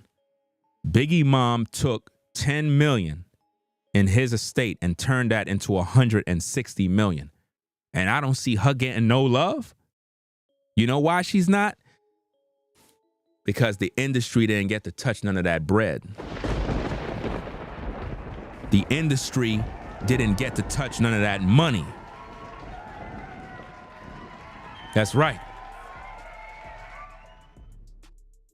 Miss Wallace was able to do something with the money to create generational wealth, and the industry can't touch it. That's why she's not getting no love. How you not gonna show mama no love?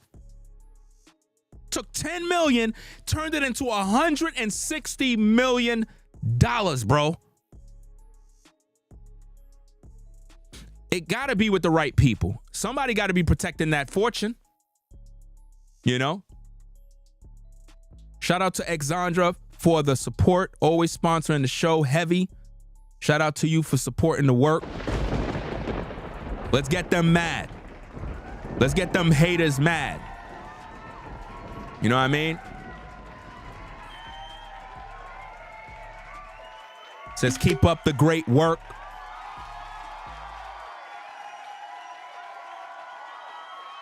You know what I'm saying? Shout out to Mr. Skinny TV in the building. What up, bro? Make sure you guys sub up to Mr. Skinny TV. You know what I mean? Floridine Rollo in the building. I see you there. Salute to him. Make sure you sub. Make sure you sub up to them brothers. And yo, shout out to brother Zato, brother photographer. You know what I mean? Salute to you, fam, for supporting the work over here, fam. That support that you had supported me with, man. And the encouraging words, much appreciated, dog. For real, for real, for real, man. For real. You know what I mean? Brother hit me up just to see what I'm doing, what's going on, and then gave some encouraging words and supported. And I wasn't even expecting nothing. And it really encouraged me. Like, that really encouraged me, man. Because with all these damn haters and everybody like talking ish and this and that, and all I'm trying to do is just do my job. That's all I'm trying to do. So shout out to brother Zats, man. I ain't never forgetting that, bro. Those type of things, man. When people reach out of the blue just to see what's going on with you, just to say, hey, yo, you good? You know, what's going on, man? Hey, that's support, man. That's love, bro. And support at the same time.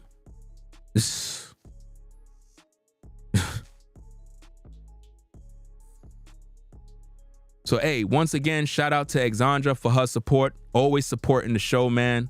So, hey, make sure y'all shout her out in the comments, man. She always supporting the show. Always supporting the show. You know? Shout out to her.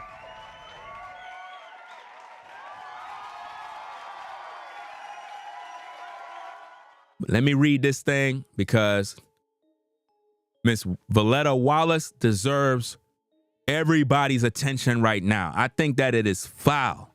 And I ain't saying that people can't get their condolences to Tyga's mom, but damn, dog, you just stole this other woman's spotlight.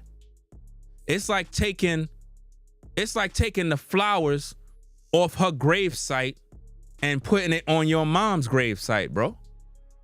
It's like you took social media flowers off one gravesite and put it on yours. That's nasty work, man. If your mom passed away January 18th, you had from January 18th all the way to the end of January to get all that love, all that support, all of that. You had all that time. You waited to feel comfortable because you know what you did, man. You know what you did. And you felt it's a good time to post it. Why? Because you figure, hey, Miss Wallace, you know, they post her situation. So let me do mine. That way I could get the support from the people. I can piggyback off of that, get the clicks, the likes, the views, and people will buy my album. Because the album dropped February 7th. You know what I mean? That's what went down, man. I don't want to hear nothing. You can get mad. You can cry. I'm looking at the principal thing. If my mom passed away on the 18th is when I'm telling you. The 18th is when I'm going to come online. I might shed some tears. I might just make a post. But I'm gonna acknowledge my mom the day she passed. That way it's in stamp. It's on record, stamp date. I ain't gonna come out a month later and try to gather up the praises, the condolences, the flowers. I'm not gonna do that a month later because now it looks suspect. It's like now, like, bro, you already had all the opportunity to cry last month. And now it's like, you want all of us to give you all of our energy. And that is energy harvesting right there. You're harvesting the energy of the people. Because normally when we have a mother that passed, everybody gonna jump in and be like, condolences. Oh, I'm sorry to hear that, bro. My bad. Damn, that's crazy. She was young. You know, we're gonna naturally do that because it's either we lost our mom or we lost family members. And especially in the Black community, we quick to do that. You know what I mean? Shout out to Razor Rays in the building. I see you there in the comments. Razor Rays. Salute to Razor Rays in the building. You know? Make sure you subscribe to Razor Rays. Subscribe. You know what I'm saying? Razor Rays do a channel that deals with traveling, all things regarding that type of stuff. You know what I mean? You know, they have drinks, you know what I mean? He be having his drinks. You know, it'd be some comedy, it'd be some funny stuff going on in terms of jokes they be cracking. Sometimes they have guests. But if you want to know things like regarding traveling overseas, the latest news, who got robbed, you know what I'm saying? What's going on? Razor Rays. That's the #1 channel on YouTube. All things travel. Make sure you go over there and check it out. Says salute Ringo in chat. Great commentary. Make sure you subscribe to his channel now. You know? But yeah, man. And I didn't even see that he super chat. I didn't even see. I just saw the name and shouted him out. I make sure I shout out all the content creators that come in the building. You know what I mean? Let me see where we at. All right, so look, let's read this thing with Valletta Wallace because, you know, and everybody in Brooklyn stand up. Brooklyn stand up. You know what I mean? Brooklyn stand up. For real.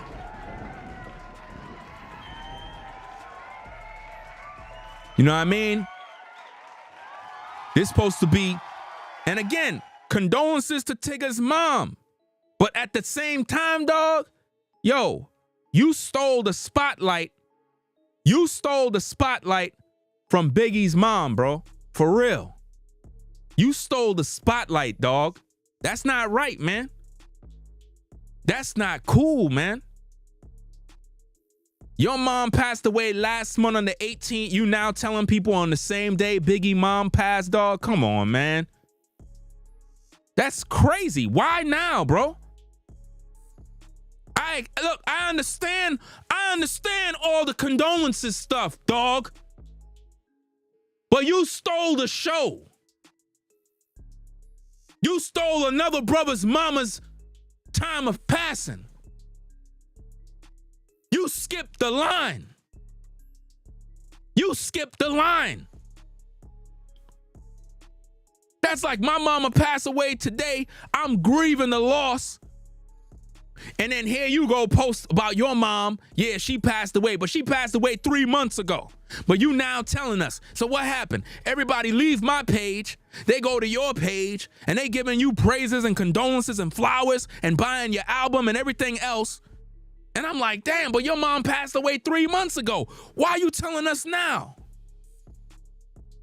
Why now, bro? I get it.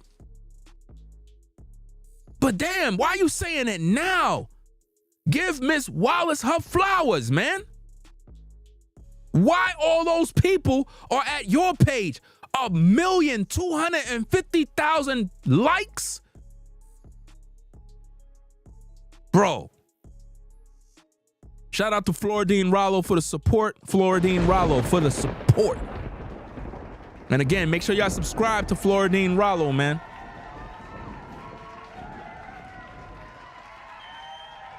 Hold up, so I missed the super chat? At Rollo, did I miss one of your super chats or something? My bad if I missed it, dog, for real. My bad if I missed it, because you say you had to, said I had to support again. They sad smile to line you up. I supported earlier, fam. You was in the zone. Oh, my bad, dog, for real, for real. I ain't even see, damn. Let me see if I can, I gotta go find that. Hold on, man. I gotta go find that, man. I can't do the people like that, man. Nah, I gotta go look for that one. Let me see if I can find it. Hold on, give me a minute. We gotta go find it. I don't got StreamYards and that other stuff where you can scroll all the way back and find it. But I'll go all the way back to the YouTube studio and literally look through the analytics to find what's going on. Let me see. Okay. All right, you supported with $10. Okay, salute to Rollo for the 10. Let me see what he said though. Let me see what he said. Let me see if I could do this. It won't show me the whole post, but it says pictures and videos show you a lot. Oh, hold up. Let me see. Okay. It says pictures and video show you a lot of a person you write about Tyga, etc. All right, so I was able to get that.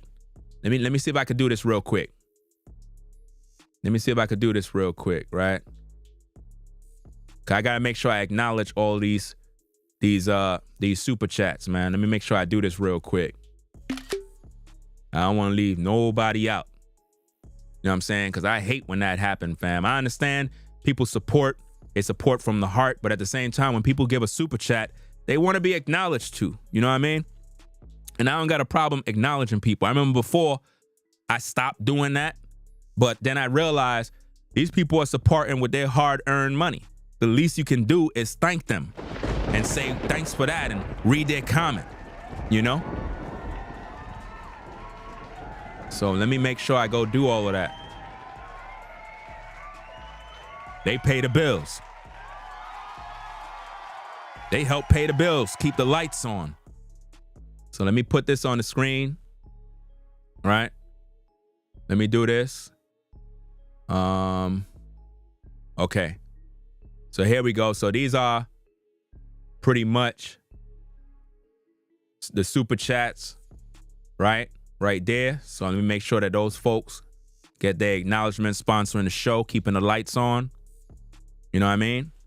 So I went back, I found the super chat, Rallo. Shout out to Lady D for the support. Says peace and blessings. Appreciate you sponsoring the work.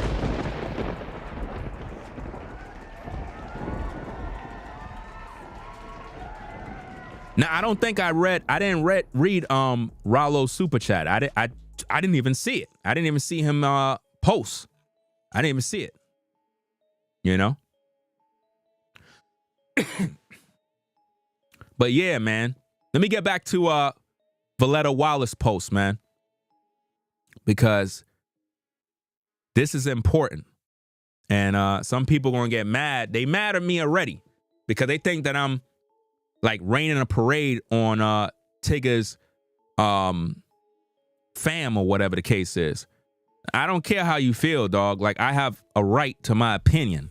You know, if you're gonna get mad because I'm sharing my thoughts and opinion, then something wrong with you. You know? That's just crazy. That's toxic. It's like, if you got an issue, go deal with that. Go to counseling, you know what I mean? Go get therapy. I'm just sharing my thoughts based on what I see. It don't look right. Valletta Wallace did a heck of a lot, fam. She saved her entire family. She created generational wealth with what Biggie left behind. You gonna tell me that don't deserve a damn standing ovation, dog? You wildin'. Who has done that? Who has done that? Who in the industry have done that? This don't make no sense. I never seen nobody do that. I never seen nobody in the industry do that. Put a 1 in the chat if the stream is back, because it just reset it on me. It just reset it on me. Shout out to Razor Rays again for the support. Appreciate you sponsoring the work.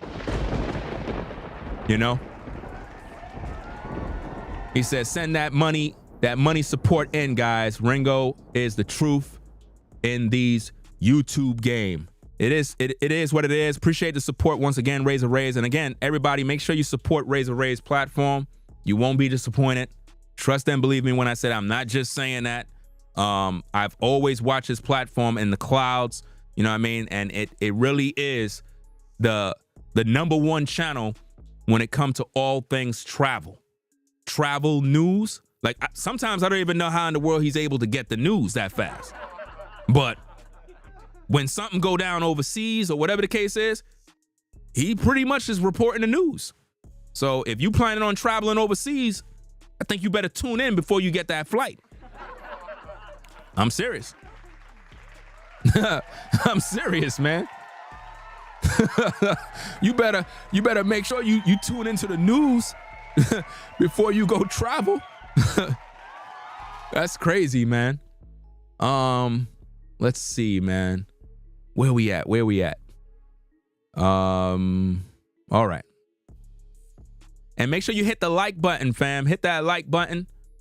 So, Valletta Wallace, the mother of Biggie Smalls, is responsible for doing something, guys, that I don't think nobody's really acknowledging on social media.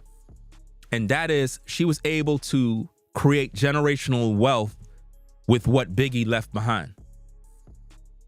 You know? Biggie's estate was at 10 million. She took that and turned it into 160 million. What rapper in today's day got that kind of bread? And I'm talking about a rapper from Biggie's era. I'll wait.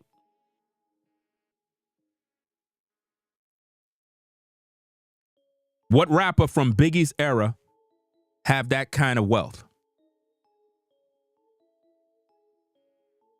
Before she passed, she did her job. She created generational wealth, man. Generational wealth. You see that? See, what y'all don't understand is that I'm talking about rappers that are dead. I'm not talking about people that are alive that are able to make moves. That's not a fair assessment of the situation. Biggie is dead. What he left behind, his mother obtained it, and she flipped that into 160 million. You know? Look at somebody else comes into the live chat, says, this is sick. Let that man grieve in peace. Why are you here? You're talking about let somebody grieve in peace, but yet they're telling us that their mom passed away a month later, and you're telling me let him grieve in peace as if though I'm stopping him from grieving. See, when people say stuff like that, you know what that does? It makes me just not care. You know why? Because you're being insensitive to what I'm talking about. You're coming in here with your emotions, and you didn't even watch the stream. You didn't even stay here long enough to learn anything. You're just running your mouth with emotions. You didn't even watch the show. You just walked in here. You don't even know me. You just judge me without even knowing what's going on. This is what I'm saying, guys. People just come here. They don't watch the show. They don't listen. They don't learn. They just look at a video title and they run with their emotions. As if though I'm doing something horrible. They don't even know what's going on.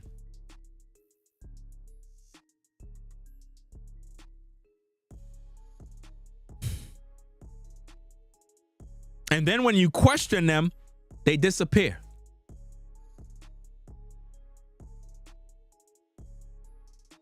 Because the truth hurts. Valletta Wallace single-handedly done something that nobody has ever done. And that's why she's not getting her acknowledgement. She's not getting her flowers, man. Look at the likes that is on her post. A woman that created generational wealth, no one is giving her any likes, y'all. Y'all can't see that? The mother of Biggie Smalls, her likes should be damn near 5 million. We're talking about Biggie Smalls. Biggie Smalls' mom get no love? But y'all want to focus on Tyga, an industry dude that sold his soul for fortune and fame. Y'all want to focus on him rather than giving Valletta Wallace her flowers.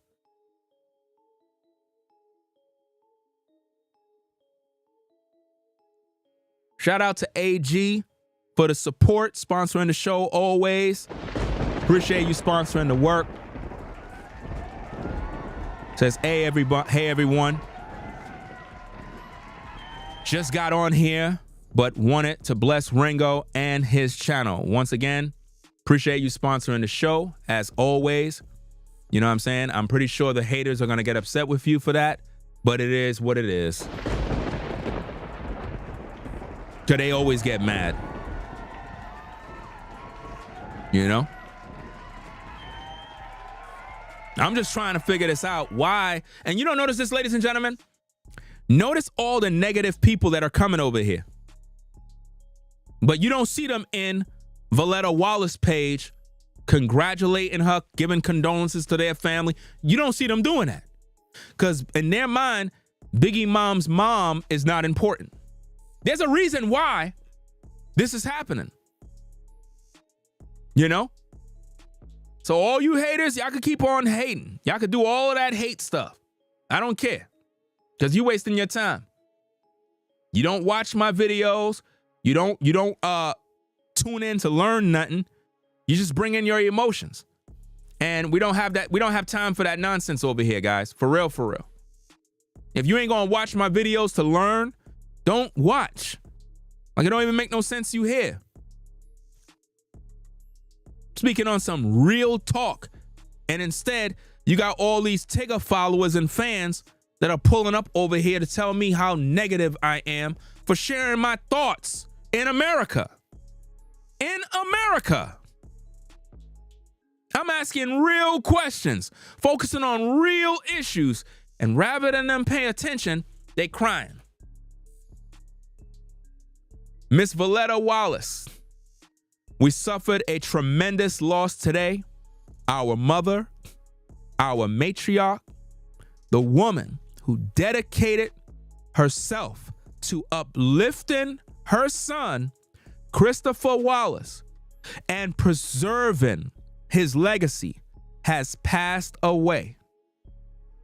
Ladies and gentlemen, Miss Voletta Wallace did something that is historical, and nobody on social media is talking about this.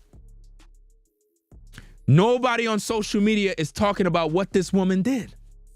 I don't think y'all understand this. She took Biggie's wealth and multiplied it many times over. She preserved his legacy.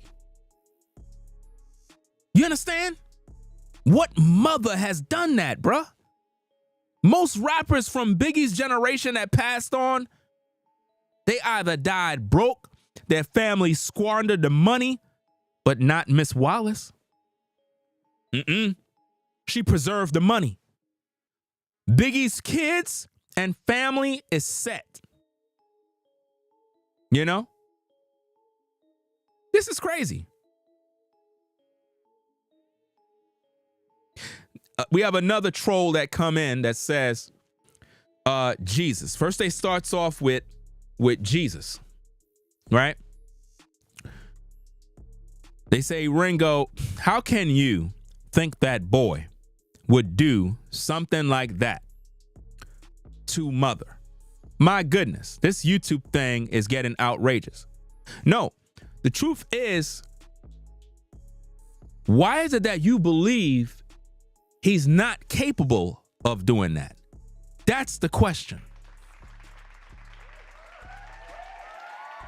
These are questions. That's like you dating someone, and when they cheat, you're sitting there wondering how they did that. People are capable of doing anything for money. Even Kanye West said he sacrificed his mom on camera. I mean, if you don't like what I say, leave. You don't have to watch. But to come in here and you didn't watch the show, you did not hear what I said. You're just reading a title and you're running with your feelings. You're showing how this blood sacrifice really do work because you're in your emotions. Tyga controls your feelings. You are literally his puppet right now. He controls you. You're literally doing his bidding. Rather than you go find something to do with your life, you're worried about my words, which confirm how blood sacrifices work. They do energy harvesting. How does energy harvesting work? Let me break it down for you. The way energy harvesting work is you got to get everyone emotionally involved. You got to get them emotionally connected to something that is traumatic, something that they can feel, something that'll make them think of their own childhood traumas or something that they've been through that was hurtful or pain. Once you got their connection, you can now control them. So what Tyga did is he used the death of Voletta Wallace when she was posted as passing away, right, on yesterday, right? what Tyga did is he made a post on the same day about his mom, making us believe that his mom passed away on yesterday when she really passed away January 18th. Do you see that? Literally a whole month ago. But he did this on the day that Biggie Small's mom passed away, taking away the shine, the attention, and everything away from Voletta Wallace. Almost like to say, forget about her death, focus on my mom's death. I'm taking all of this. I'm taking the attention. I'm taking the praise. Out of all days, you choose her day? That's disrespectful. And you mad at me because I'm speaking the obvious? It was a blood sacrifice. And this is nasty work, because why would you dishonor Voletta Wallace like that? We all know Biggie mom passed. We all know his mom passed. So why would you post about your mom passing on the same day that Biggie Small's mom passed, when your mom passed away last month? Come on, man. Yeah, he was mocking Biggie, dog. That's crazy. And he's pretending as if though this just happened, which makes the people feel sorry for him. Yeah, that's his way of pretending to be in grief. There you go, man. When he's really not grieving.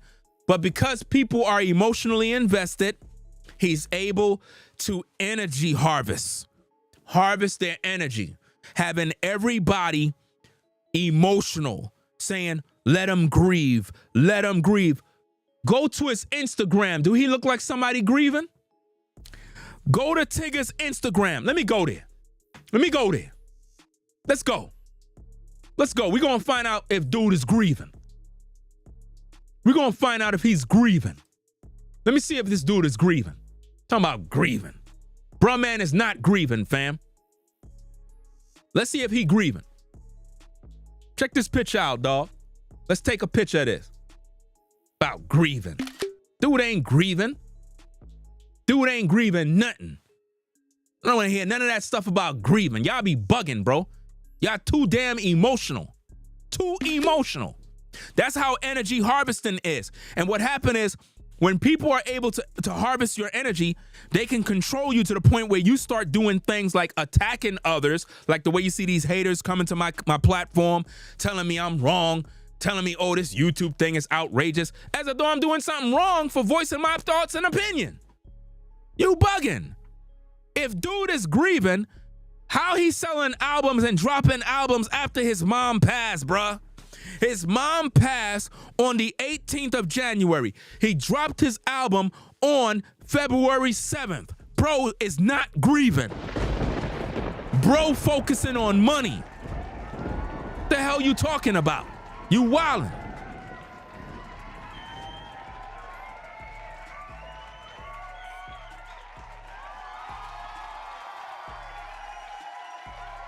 How you gonna tell me dude is grieving? How he grieving and he out here selling albums? He focusing on bread, bro. Come on now. That's another thing. Albums only drop as a celebration. And remember, when you drop an album, you're normally popping bottles and celebrating. Now, how come you popping bottles, celebrating, and your mom passed away? How you doing that? How you doing that at the same time? Come on. How you celebrating popping bottles and your mom passed away? You think I'm gonna be over here popping bottles if I'm grieving? Bro, stop. Stop it. Dude got y'all under control. All you folks that rock with Tyga, y'all under his mind control due to the sacrifice he made. Check this out. Check this out, fam. This is his page. Check this out. He got his mom. He got him with a picture. He's showing videos, music. He's showing you the album, the tour. Dude is not, listen, dude is not grieving. Dude is promoting music. Dude is promoting music. He not grieving. Dude is promoting albums. You know? Y'all talking about grieving? Fam, if you grieving, you ain't making no posts. You ain't making no posts if you grieving. I don't want to hear that. Y'all got to stop being emotional, man. For real. Some of y'all be overly emotional. Every time something happen, y'all start being emotional about things and y'all not thinking logically. Instead, you want to hate me. Like I'm damn near, like I took his mom out or something. I ain't take his mom out. Ask him about that. You know? This man posts 5 days ago. 5 days ago, dog. Check this out. Watch this.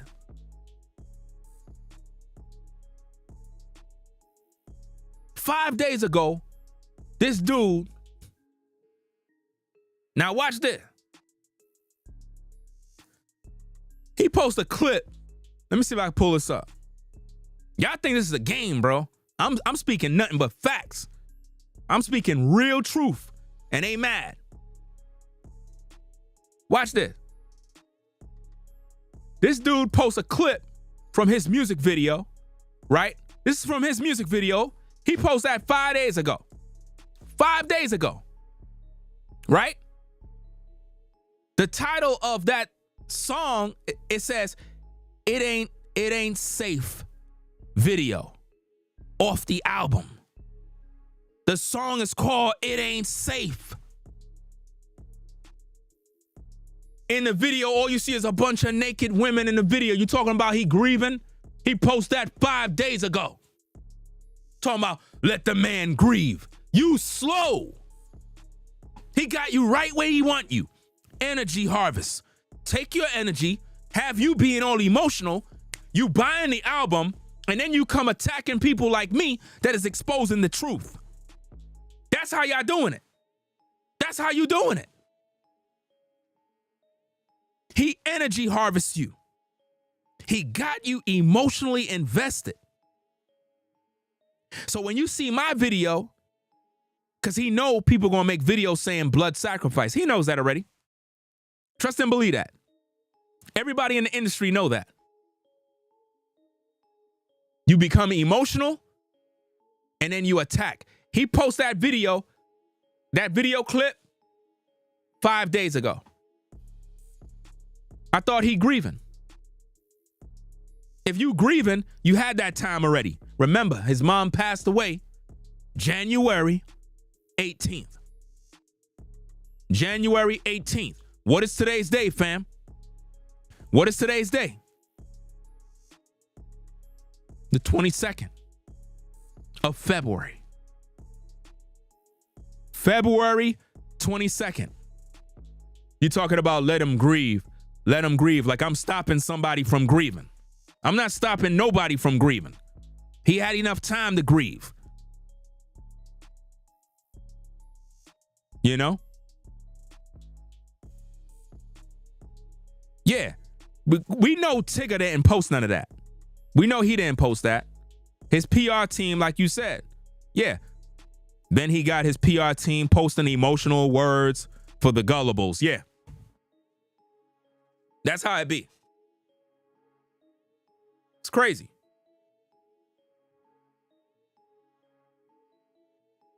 People be getting mad at me. I don't know what's going on with this stream. It's bugging out, man. It's like my system is bugging out. I don't even know what's going on with it, fam. Them damn demons that they got is running their spells. Let me see. Did I miss anything in the super chat? Let me see. Oh, I missed the super chat. Shout out to Bonita. Shout out to Bonita for the support. Appreciate you sponsoring the show. My bad. I forgot. I didn't see it. Shout out to you. Says, hi, Ringo.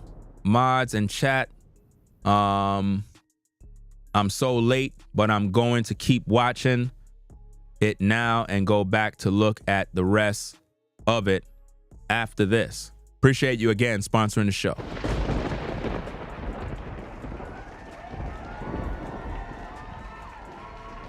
I don't know what's going on with this system, but it's tweaking.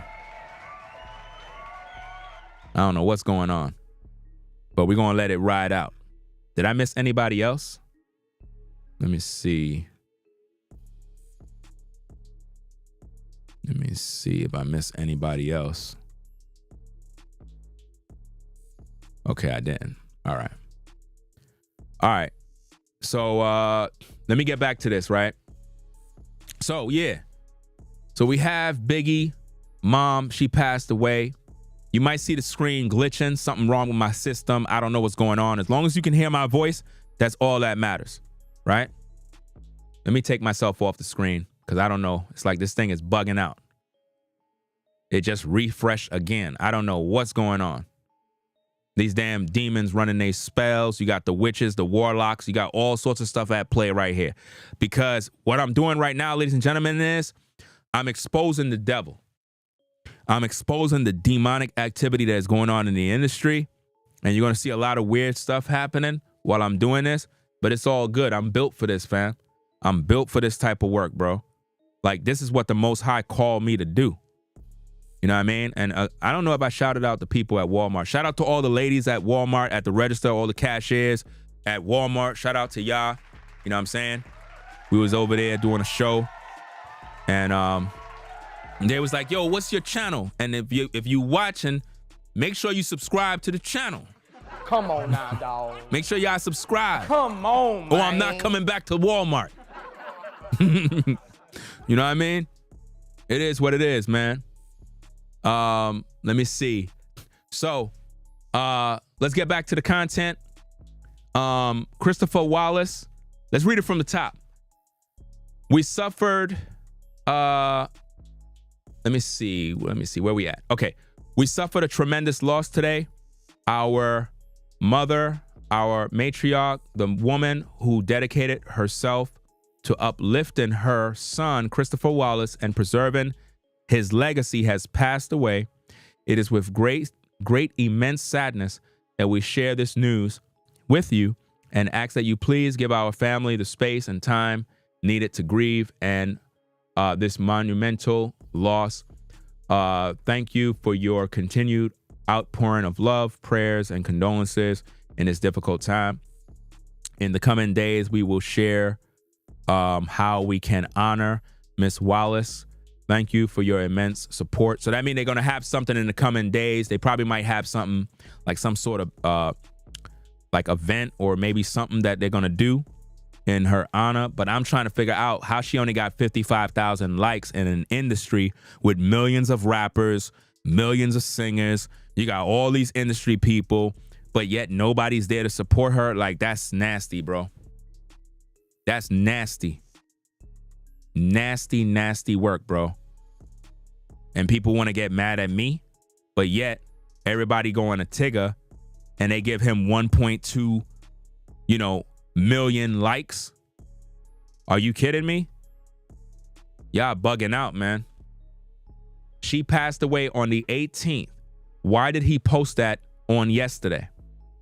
To make everybody get under the emotional feeling of he just lost his mom. His mom passed away last month. He didn't post this last month. He posted right on the same day that Biggie mom passed away to literally take away the attention. That's crazy. I don't understand that, man. Let me see. Somebody says, I add to reload my page again. I don't know what that means. What do you mean by that? That you add to reload? What are you saying?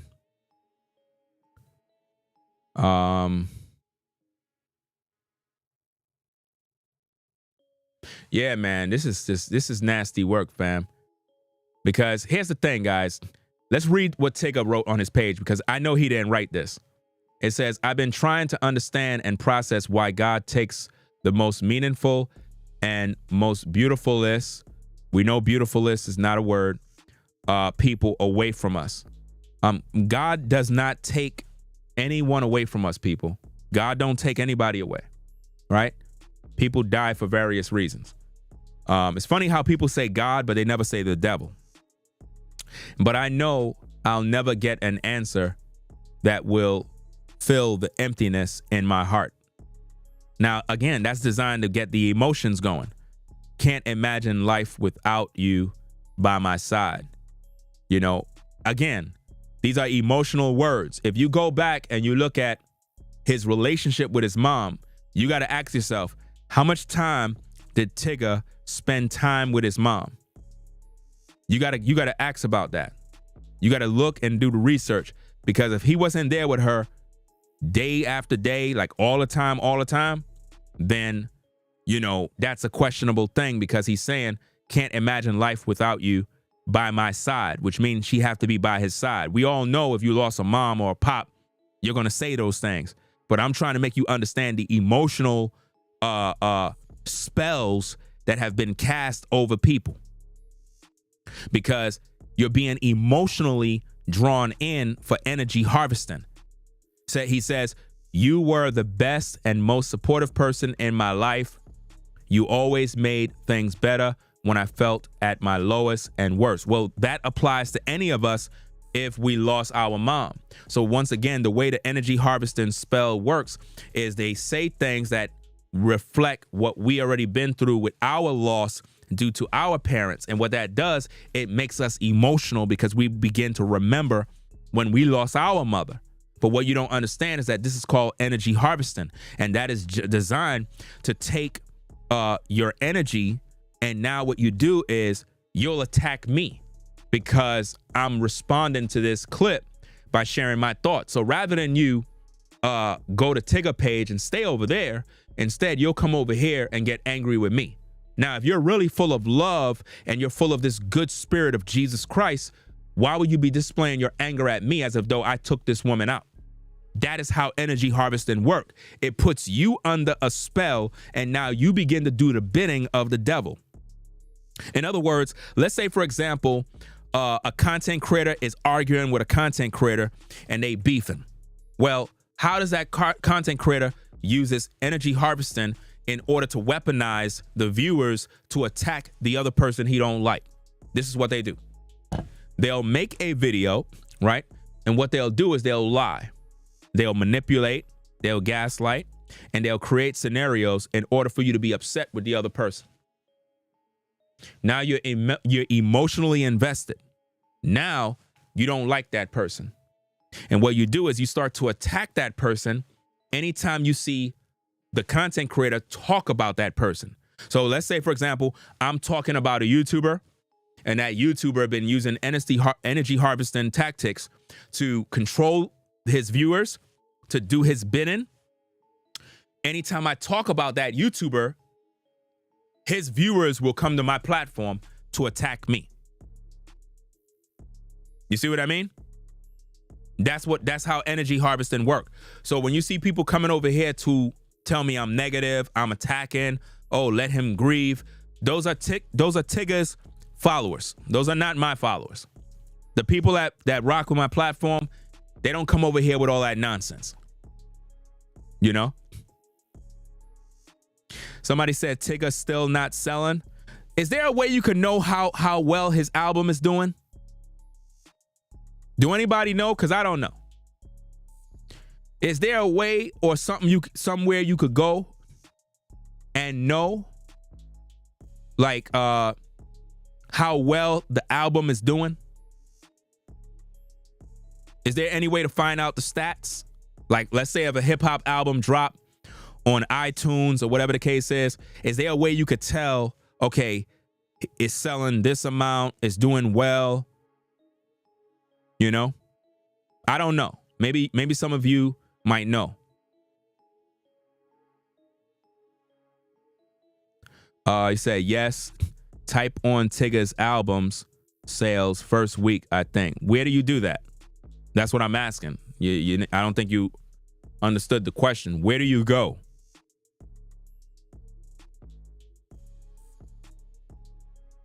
Where do you go to get that info? Like, you know, If anybody have the info, just send it to my Instagram at Ringo TV Raw on Instagram.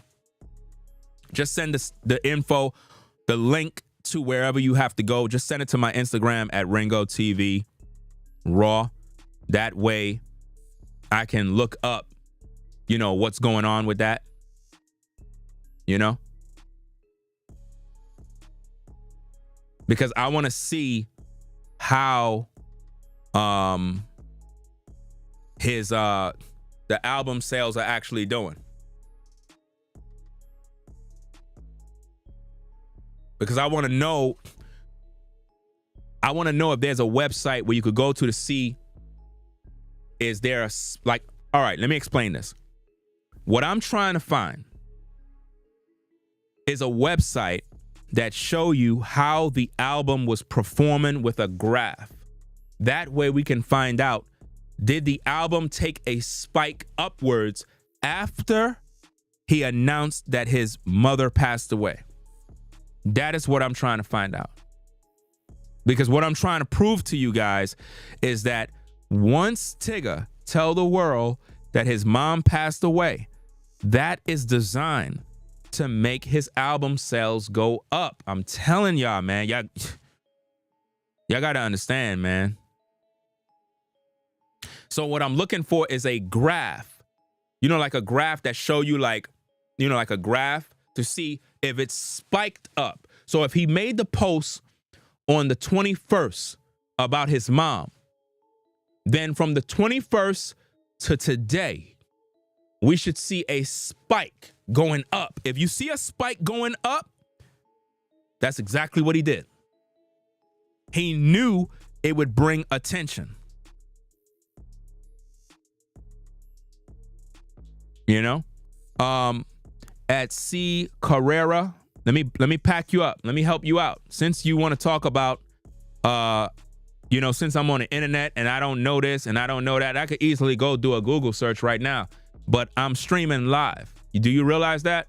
So let me help you out, you know, since you want to throw shade. There you go. Come on now, dog. Come on, man. I don't know why people be doing this. It's like, you're in my live chat throwing shade at me. It makes no sense. I'm streaming live, working, and I ask people to send me the link to the website where it is so I can do my research. Then you want to throw shade. But you watching me. I don't get it, man.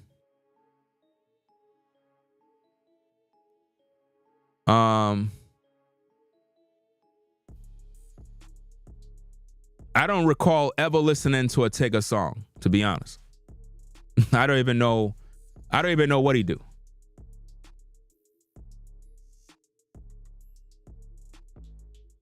You know what I'm saying? It's only a few songs today that is good. You know what I'm saying? A few tracks, a few R&B songs is good. You know what I'm saying? Chris Brown have a few hits. A couple of artists have a few hits here and there, a few songs that I play. A couple of rappers got some stuff, but I don't waste my time with all that stuff. You know? And make sure y'all hit the like button, fam. We need those likes. We need those likes to hit 1,000, man. People keep getting mad at me for reporting the news, and then they watching me in the clouds. Like, I don't get it, fam. Go find a killer. You mad at me because I'm sharing truth? Go outside and find a killer. You got kids that were abducted. You got XXX trafficking going on. Go solve a case. Go buy a homeless person a plate of food. Do something good in the world. Rather than wasting your time being mad at me because I got brains that I can use to see what's going on in these streets. I want to know, why is it that Tyga's mom's passing was on the 18th, but he posted on February 21st, and he's getting all this love and support. But yet Biggie Small's mom, she passes away And he used his post to mock the death of Biggie and take all of the attention off of her so that he could promote his album. Come on, man. This don't make no sense, bro. You said you have to use a CRM software tracking system. Let me take a screenshot of that so I can research what that is. Because what I'm looking for is a graph. I want to see if there was a spike. You know, like how when you're checking like stocks and different investments, and you want to see, like, let's say if somebody have like Bitcoin or whatever the case, and they can see like a graph, and it shows you that there's an upward like trend, meaning like it's a good time. That's what I'm looking for. Because what I'm trying to prove is that by him talking about his mom passing on the 21st, on the day that Biggie's mom passed, right?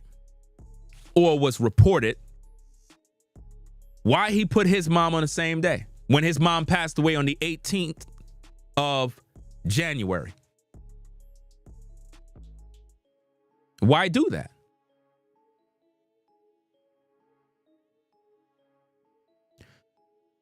You said Tyga first week only sold 4,300. Damn. I'm going to tell you why a lot of these rappers and everybody, like, it's like it's not selling and things is not happening. Matter of fact, I'm not going to say. I ain't going to give you out a secret. And I'm not talking about you, the viewer. I'm talking about the music industry and these artists. We're in a different day. We're in a different time. Whole different time. Once you understand the timing that we're in, you don't want to continue doing the same things that everybody else is doing. There's a way in which you sell music in today's day that's totally different than the same old formula. It's a different world. People want something different. The reason why a lot of artists don't sell no more is because a lot of rappers, they just pretty much say the same thing. There's nothing new, and it's negative energy. It's not the music of old like how it was in the 90s when people used to line up at the shop, at the record store. You couldn't wait to get your record. You couldn't wait to get your CD. You couldn't wait to get your tape. Those were the days, man. When an artist dropped an album and you used to camp outside and you would walk in the store, make your purchase, and you were proud. You were proud to pay $20, $15 for an album. And once you got it, you walked outside, you lifted up in the air. You was like, yo, I got the album, dog. Yo, I got the CD. I got the record. You were proud. You couldn't believe it. You was like, man, this is it, man. Yeah, the 70s, 80s, and 90s, best time for music. I got every album, bro. Every hip hop album, every R&B album, every rock album, alternative rock, new age, trance, techno, you name it, fam. I have every song, especially from the 80s, fam. The 80s was the best time in the world for music. The 80s. Best time, hands down. If you were born in the 90s and you never heard the music of the 80s, you better go get it. Some of the best music in the world. You could listen to it. It'll make you happy. You'll be vibing. The 90s was the best years for hip hop. 90s, hands down. The 90s, best time for hip hop. You know what I'm saying? Best time. Sometimes you got to make a playlist of all your 90s hip hop and just chill and vibe, man. Go back in time sometime, man. You know? Best rap group of all time, in my opinion, it's a tough call because there was many groups. I'm going with Wu-Tang, man. Wu-Tang all day. I don't care what nobody say. I could go with a lot of different rap groups. There was many. Don't get me wrong. A lot of them. Everybody was fans of Run DMC. Everybody. If you wasn't a fan of Run DMC, then you don't know anything about hip hop. Right? Everybody was. Everybody was dope. You had a lot of one-hit wonders that was dope too. Everybody was dope back in the day. Even the one-hit wonders, they were dope. You know? Wu-Tang Clan is the best rap group of all time. All time. You understand? All time. The best. I'm just saying.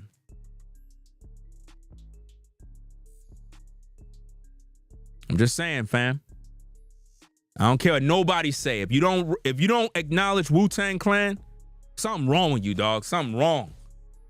You're doing an injustice, fam. All of them brothers. All them brothers, fam. You know?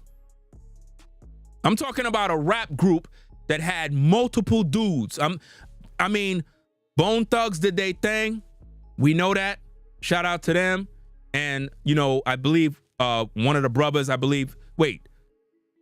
two of them brothers passed away?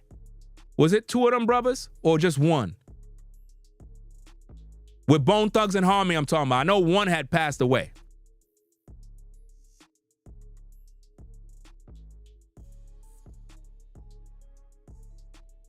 I know it was one that had passed away. But was it? I'm trying to figure it out. Wu-Tang Clan is, listen. RZA, Jizza, Expecta Deck, Old Dirty Bastard, Method Man, Raekwon the Chef. I mean, I could go on and on and on, fam. The best rap group of all time. If they have an award, best hip hop group of all time, Wu-Tang Clan. Wu-Tang Clan ain't nothing to F with. Come on, man. RZA was nasty with the beats. RZA's tracks were dirty. Dirty tracks. Dirty beats. And all of them were bangers, bro. And you know what's so crazy about RZA's beats? It didn't have all of the, you know, like them 808s and all that stuff that's like today. Like trap music, this and that. It was just dirty beats, dirty samples, dope beats. Hip hop, bro. Bangers. You put on anything from Wu-Tang, it's a banger, bro. You could really do what you gotta do, bro. But see, you know what's going on? A lot of people, when we have this argument, when we have this debate, they're not basing it off of the time in which it was produced, the quality of the music, the production value, the culture of that time. So people ain't gonna know. And I'm judging it from a musician standpoint because I'm a music producer myself. I'm a musician myself. I understand everything about music theory. I know all about sounds, hertz, everything. And when I tell you that production-wise, that was the best rap group of all time. Period.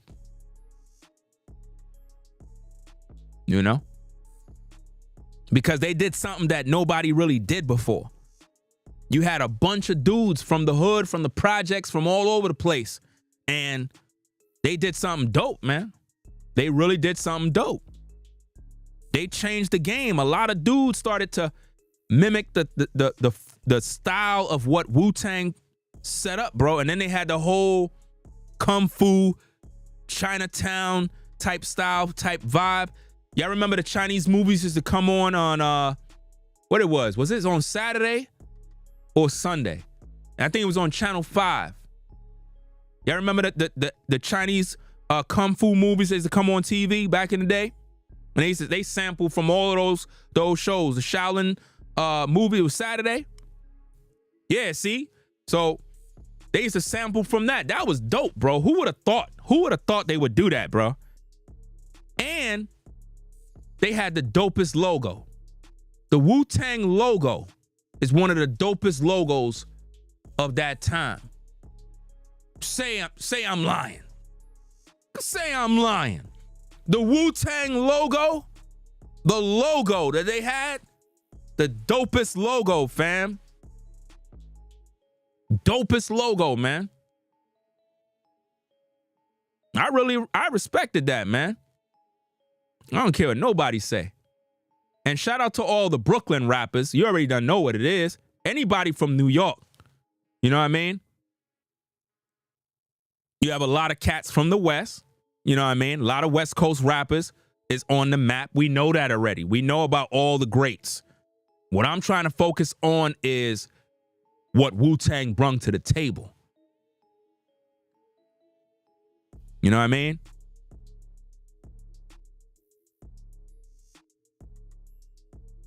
Now, when it comes to rappers that you can look at today, if you were to say, yo, dope rappers of today, if Jadakiss' name is not in there, you better go sit down. If Jadakiss' name is not on the list, somebody need to be fired immediately. He better be on that list. I'm serious. There's a lot of people in the hip hop game that got voices that are unique, that changed the game, did something different, unique. Yeah, cannabis. Yeah. Man, yo, we turning this into the whole hip hop fest, fam. Damn. Cannabis is underrated, man. Underrated, bro. He definitely was underrated, man. Everybody know DMX is the man. R.I.P. DMX, fam. They took him out, man. They took that dude out. They killed DMX, man. If DMX would have never got on drugs, if they would have never laced his I think he talked about that in an interview. He said somebody that he trusted, that he looked up to as a brother, as a mentor, laced it his cigarette or some weed or something and put some drugs in there, fam. Yeah, they did that to Eazy-E too. They did that same thing to Eazy-E, man. They did the same thing to Eazy-E, man. They killed that dude, bro. I ain't gonna hold you, bro. Back in the day, bro, when I first heard like Eazy-E, Dr. Dre, yo, I was like, yo, damn, yo. Some dope music, bro. What I'm trying to say is the West Coast sound, when they make their beats, is something that always interested me, man. The beats. I'm talking about the beats like what Dre would make. Any West Coast artist back in the day, they would have the and they would have a certain type of flow to the beat. And I'm like, damn. Different. I always like that sound, fam. You would have like, what's this other? Scarface is another artist. Scarface. You can't forget Scarface, fam. You can't forget Scarface, bro. Can't forget him, man. There's too many artists, bro. There's too many artists, fam. It's too many. I'm gonna end up leaving certain people out, fam. That's real hip hop, man. You know? It's a lot of dudes from back in the day, fam. We turned this whole thing into a hip hop thing, bro. But that's good. You know what I mean? Everybody's a fan of different artists and different rappers. I'm just a fan of hip hop. You know what I mean? For real, for real. When I was coming up in the game, I lived down the street from Special Ed. Y'all remember Special Ed from back in the days? I'm the magnificent with the scent. You remember that dude? I lived down the street from him. Busta Rhymes. That's when I moved from around by Eastern Parkway, and I moved to Flatbush, and we was around, I don't want to say the location where Busta Rhymes' moms lived, you know what I'm saying? But they have that house up over there. And I remember I was working at this barbershop. I ain't gonna say the location because you know they do, you know what I mean? You know how that go? And I'm over there cutting hair, you know what I mean? I see this entourage of people pull up in nice whips. It's Busta Rhymes. Busta Rhymes pull up at the shop. You know what I mean? And a lot of artists was coming to that place. Them dudes from Tribe Called Quest, they came there. Carl Kanai, he always come there. He was a regular. He was a customer that came over there. Carl Kanai came to, matter of fact, if you in Brooklyn, right?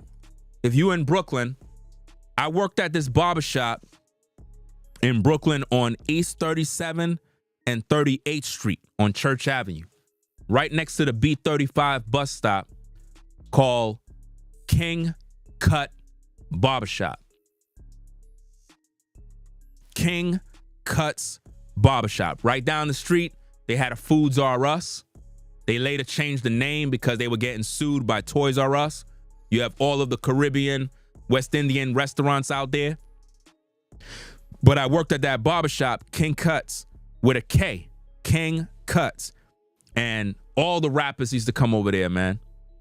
It was a popular barbershop. You know? And Foxy Brown, she lived out there on Flatbush, East 21st. You know what I'm saying? So when I was over there on Flatbush, I lived on, I'm not even gonna say all the different addresses, man. People start looking you up. People start looking you up and whatnot. Like, oh, let me go find this, let me find that. Nah. But let's just say I was out there. You know what I mean? Busta Rhymes lived down the street over that side. Foxy Brown was over there on 21st. Lil Vicious, he was out there too.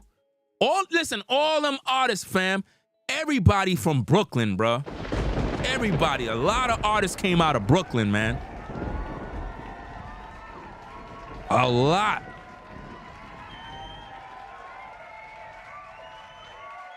Yeah, Church Ave is always lit, bro. Always lit. You know what I mean? Flatbush all day. Matter of fact, when I was working in that, before I worked at that barbershop, I worked at this Haitian barbershop on Flatbush and Ditmas. Flatbush and Ditmas. Anybody? Salute to everybody at Flatbush and Ditmas. Flatbush and Ditmas. Ditmas Ave and Flatbush.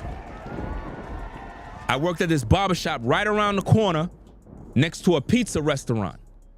I don't know if that barbershop is still there, but I worked there as a kid. You know what I mean? As a young kid, I think I was around 12, 13 years old, and I was working there as a barber. At 12, 13 years old as a barber, they gave me a job, and that's when I went to King Cuts and got a job over there. You know what I mean? But that barbershop, the Haitian barbershop, was my stomping grounds, fam. I used to listen to Haitian music all day. I like that music. I like all music, all cultures. You know what I mean? Shout out to all the brothers from back in the day. All the Haitian brothers rocked polo. That's another thing.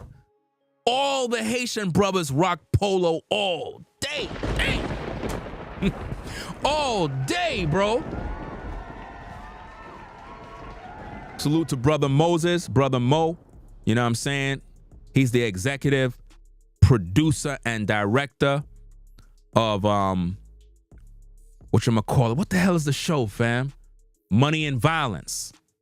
Money and Violence. I didn't even know bruh man was the producer, fam, the whole time. I didn't even know. I'm hearing Money and Violence, Money and Violence. Those webisodes that be on YouTube. The producer of that, we lived on the same block. Shout out to Brother Mo, bro. Did his thing with that, man. He set the bar very high. Everybody started doing webisodes then, man. And shout out to the brother from Respect Life, man. What's this brother, man? What's this brother name, y'all? He passed away, man. Damn. What's his name? What's his name? I'm trying to remember his name. The dude with the locks. The dude with the locks from Respect Life. I worked right there. I tell y'all these stories all the time, man.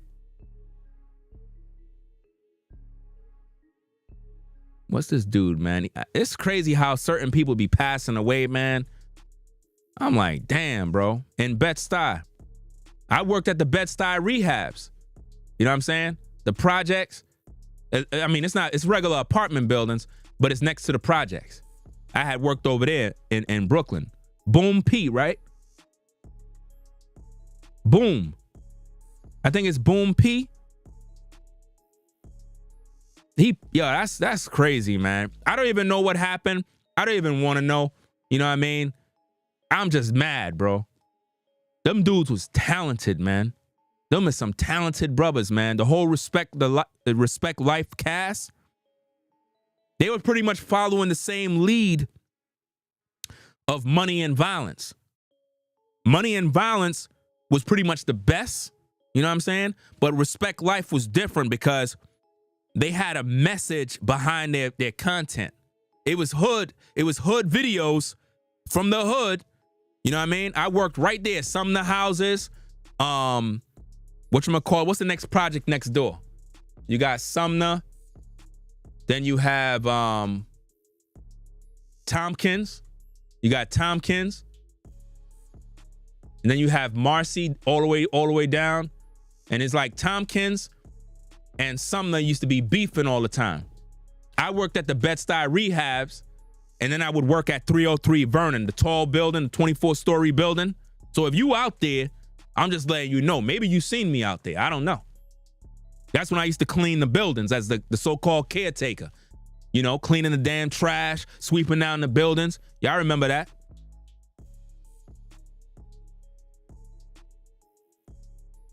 You know what I mean? So shout out to Bed-Stuy. Shout out Brownsville Projects. I worked over there too. Brownsville Projects, salute. Brownsville Projects, Brooklyn.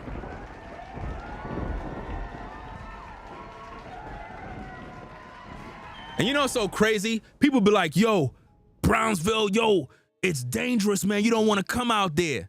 Fam, if you from the streets, if you from the hood too, you go anywhere. You ain't gonna walk to no project and be scared, bro. For what? What are you scared for? What are you scared for? I mean, the only people that would be scared is people that's from not from around there. They would be probably a little nervous. But if you from the projects, you ain't gonna be scared. You know? As long as you show respect, that's all that matters. I tell people that all the time. If you go to the hood, the only thing that matters is showing respect. Once you cross that line, it's gonna be a problem.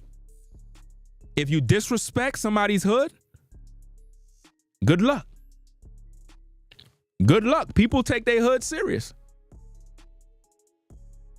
You pull up by somebody's project, you see some cats in front of the building, make sure you salute everybody. Yo, what up? What's good? Keep it moving. That's all. But if you walk through like you run the show, first thing they're gonna say is, yo, who that? You know him? Nah, I don't know, dude. Yo, you know him, bro? Because people be finding out who's first before they do whatever they gonna do. They gotta find out if that's somebody's cousin, is that somebody people, because you don't want to get in no issue where you end up fronting on somebody's family. So it's like people try to find out first who's who.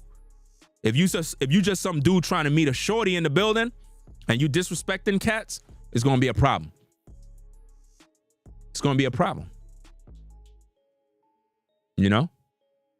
I remember this one situation. I talk about this story all the time, man. I ain't gonna say where, right? I don't want to get nobody in trouble. But let's just say I was doing my job, right? And this is before I was promoted in the company. I got up the ladder and started making more money in different positions.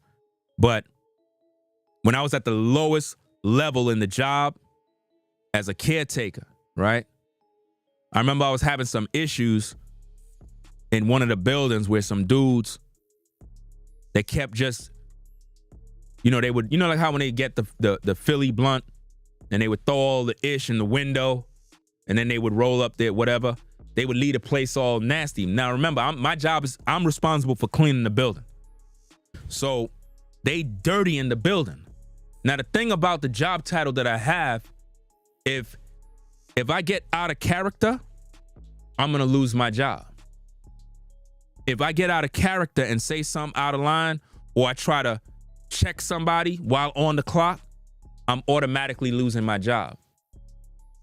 So I can't do what I want to do.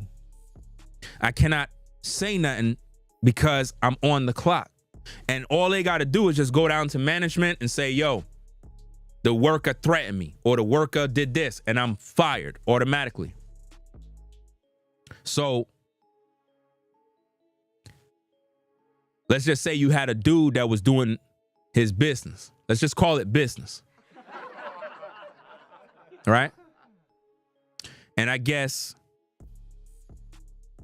them boys pulled up at the projects and he threw the work in the compactor, in the hopper, that's what they call it. Threw the work in there with some money and all that other stuff. So the next day I come to work and bruh man waiting in front of the building. He know I'm the dude that cleaned the building. He's like, yo, my man, yo, could you do me a favor, bro? I dropped something in the hopper by mistake. It's a bag. It got this color, X, Y, and Z. Could you get that for me? It got my mom's stuff. I already know what it is. I'm not stupid. I already know what time it is. I said, let me go check. Let me make sure. You know what I mean? Because sometimes they have other workers. They come in and they service the compactor and the garbage end up going out. But he was there first thing first in the morning, so he knew nobody ain't take out the trash. So I go down there, I see the bag, and it wasn't just the work. You had a burner, you had the bread, and you had some work in the bag. I brought the bag out. Here's your bag. I didn't check the bag, but I know because you can literally see through the bag. And handed him stuff. He's like, yo, my man, you need anything, bro? If there's any problem, anything, bro, I got you. I say, yo, I'm going to take you on that word right now. I say, I'm cleaning these buildings, right? He's like, yeah, I see you. I was like, yo, a lot of your people be in front of the building. They be throwing all the Philly blunt stuff all in the windows, dog. I got to clean this stuff every single day. He says, say less. I got you. I never had that problem ever again. Never had that problem again. Never had that problem again. And let me tell you something. When they pour that Philly blunt stuff in the window seal, bro, you know how difficult it is to clean all of that mess out? And they do it on every floor of the building, bro. Every floor. From that day, never had a problem. Nobody pissed in the elevator. I used to have that problem too. Dudes would piss in the damn elevator. I have to mop that mess. I put them on. I told him, say, yo, dudes be pissing in the elevator, doing this, that. He said, say less. I got you. Nobody ain't do it no more. And I earned his respect because I'm going to tell you, most dudes would have never gave him that bag. They would have never gave that bag back. But one thing I recognize is that dude know the building. And if you try to pull a fast one, it could get you in some hot water. Because nobody threw out the trash, which means if he knew he threw what he threw down there and they've been monitoring that spot and you say there's nothing in there, he gonna know you took it, bro. So the only thing you can do at that point, and you have to understand, you playing with business. You playing with real, this is not a game. You know what I mean? This is not something you want to play with. You playing with somebody's bread. So just do the right thing. Get dude back his stuff, man. Keep it moving. At that point, I earned his respect. So it be this little type of stories that teach a lot, man. But the only thing about that job I couldn't stand is that you can't retaliate, bro. Like if, let's say somebody try to front on you and you have to fight, it's like you gotta literally swallow your pride, bro. Here's a story for you. My first day on the job. First day on the job. I'm mopping the lobby. Those of you who are caretakers, shout out to all the caretakers in Brooklyn, all the caretakers in Manhattan, all the 5 boroughs, all the caretakers in housing. Shout out to all the caretakers, right? First day on the job. I'm mopping the hallway. So I put the wet floor sign out. I put the sign out. I put 2 signs out. One by the steps, just in case you dumb, right? The sign is by the steps, wet floor sign. The floor is wet. If you walking down the steps and you running and you fall and bust your ass, that's not my problem. So I put one there, one in the hall. Dude come running downstairs. I'm hearing some yelling upstairs like somebody fighting. I don't know. Couldn't make out if it was a fight or what. I don't know. But dude run down the steps. He running in the hallway, walking fast. He nearly slipped by the steps, by the front, by the door where you exit the building. Next minute, I'm hearing one set of cussing, flipping, F this, yo, I'll beat this ASS, what, whoopity whoop. I'm like, bro, this is my first day on the job, man. First day, bro. First day on the job. Dude is flipping, raising his voice real loud. I'm heated because I already done know if I do something to this dude, I'm fired. I'm gonna be fired. Not him. I'm losing my job. I need this job. So he flipping, running off at the mouth. I'm trying my best to pay it no mind because I'm like, you know what? I already know what I'll do to you, bro. But I need this job. I'm gonna stay cool because before you get that job, you had to take anger management training. It's something that they give you. I don't know why, but they said you're gonna need it for that job because you're gonna be dealing with tenants. And if you know anything about the hood, people will flip. Tenants will flip on you. They'll want to fight you. All sorts of stuff will happen. So you got to know how to de-escalate. You have to know how to de-escalate a situation before it escalates into a charge or somebody getting violent. So we learned that training on how to bring the level down. So dude started running his mouth. Then he got close. Dude was standing right next to the hopper, not the hopper, the so-called slop sink. Slop sinks is what you call the area in the projects where the caretaker go in there with his mop bucket, where the soap and everything is, and you see them always lock it up. That's called the slop sink. Dude standing next to me flipping, look, have his hand in his pocket, talking heavy. So at this point, I'm like, yo, bro, if you're gonna do whatever you're gonna do it, right? So he running his mouth. I'm like, damn, bro, I'm gonna lose my job. I'm gonna lose my job. I know I'm gonna lose my job. Yeah, I'm gonna lose it. So he started backing up a little bit. And keep in mind, dude is being ultra disrespectful. Some of y'all would have punched him in the mouth already. You would have knocked them out long time ago. I'm just there eating all these damn words. Getting really heated. So he leaves, he walks out. I'm like, okay, everything is done. I'm pissed. Because I don't like disrespect, man. I'm literally pissed. I'm mad at myself for not doing nothing to this dude. I'm literally in the slop sink talking to myself like what I would do. Even though I know if I do what I do, I'm losing my job and I'm gonna get arrested. 5 minutes later, dude come back in the building.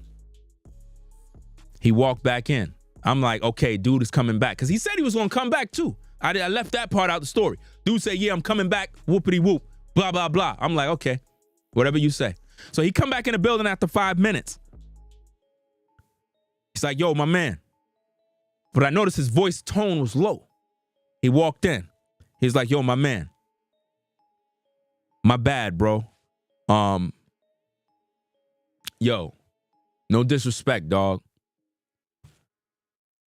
Me and my old lady upstairs, we having a fight, an argument, blah, blah, blah. I'm like this. Come on now, dog. Come on, man. He's like, yo, my bad, bro. Me and my old lady having a fight upstairs. You know what I'm saying? I'm taking my frustration out on you. You ain't even really do nothing, man. I see you doing your job. I respect that. You know what I'm saying? It is what it is, man. Like, my bad, dog. Like, for real, man. I feel stupid. It's my old lady, man. She tripping on me, bugging me out. I'm over here flipping on you, being disrespectful. It's like, yo, man, like, for real, I'm not really like that. Just that and in my mind, I'm like, bro, you let a damn woman nearly cause you to crash out. Nearly almost got yourself caught up in some situation.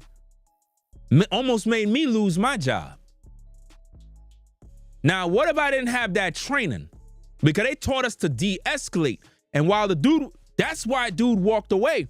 Because while he was flipping, I'm over there speaking in a manner to de-escalate the situation. Because that's what my training was in, how to de-escalate some violent situation from taking place. So I'm like, look, man, I'm just trying to do my job, bro. They said when you de-escalate, don't talk aggressive. Don't talk with a loud voice. So while he up here, you can't talk the way he talking if you de-escalating. You got to talk at a level where he can hear you, but you got to be logical and reasonable. I didn't like it, man. I'm not used to talking like that, but I had to talk like that based on the training. And it literally made dude think. He literally came back, thought about what he did, and basically apologized for what happened. And it's crazy because when he told me who Shorty is, Shorty been cheating on this dude, bro. Shorty been cheating on this dude, fam. When you a caretaker, you see everything that go on in the projects. You see everything. You know what's going on in these streets. So if I'm at a certain floor cleaning the building and I see this dude go in the apartment, but then you supposed to be her so-called baby daddy, Shorty been cheating on you, dog. So I don't know, man. Shorty been threw dude's clothes out the window. Matter of fact, if I'm correct, there was a time she threw all his stuff out the window. And I'm not sure if it was the same dude, because I remember somebody, their old lady threw out all their stuff, threw it in the hopper, and I had to go in the hopper and get their stuff for them. Because she threw everything in the damn incinerator. Not the incinerator. People call it an incinerator. It's not burning garbage. It's a hopper. And what it does, it goes through a compactor and it brings it into a chute where the bags are compressed together with trash. You know? Yeah, he crashed out over a broad, man. Like, it was nasty work to see. I was just upset about it because if you would have heard this dude, you would have did something to him. Any man at the sound of my voice would have did something to him. You would have wasted no time. You would have got pissed off. You'd have been like, listen, man, who the fuck you talking to, bro? Like, seriously now. We could talk like men, but right now you literally disrespected me to my face, man. Like you crazy or what? That's how he was going on. And I'm like, he doing that because he know I'm at the job, man. He doing it because he know. Listen, that's why as a caretaker, you have to have the training, because a lot of times residents, they know you ain't gonna do nothing. They know. That's why they flip on you. But it don't always work like that. You had caretakers that crashed out, lost their job, and went to jail. You had caretakers that shot people. That's right. You had caretakers that literally came to the job with their Second Amendment. But you know how it is in New York. And they shot people on the job. I seen caretakers shoot their damn supervisor. No cap. Serious. Caretakers came to the job, shot their supervisor on the job. Stress, man. But yo, it is what it is, man. Yeah, the Second Amendment don't work in New York. You right about that, fam. That's why I moved to North Carolina. That's why. That's one of the reasons why. And out here, people walk around with their gun. You go into all the stores, people be right there with their gun like this.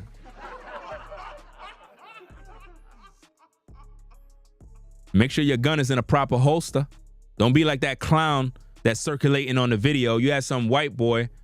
Dude had his gun in his back pocket, just sitting there.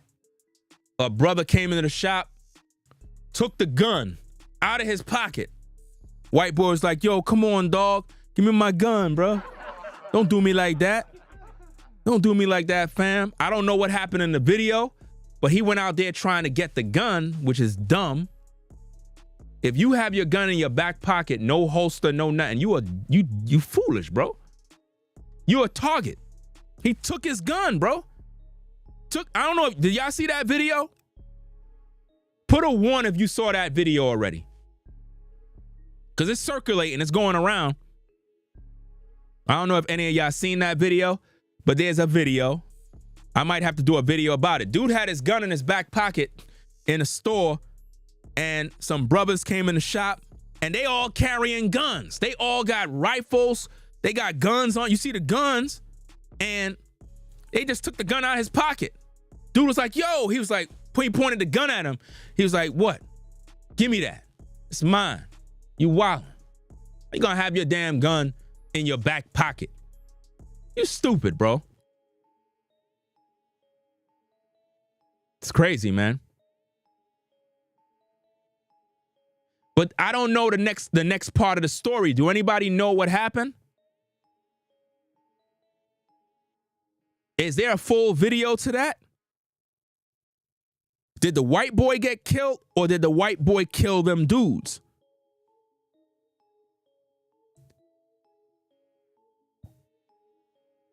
Do anybody got the backstory on that situation? Because the video cut after all the shots rang out.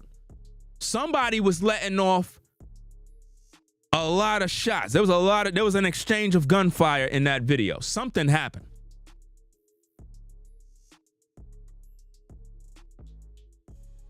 I want to know if the white boy survived, because if he died, that's messed up. Because they did him dirty.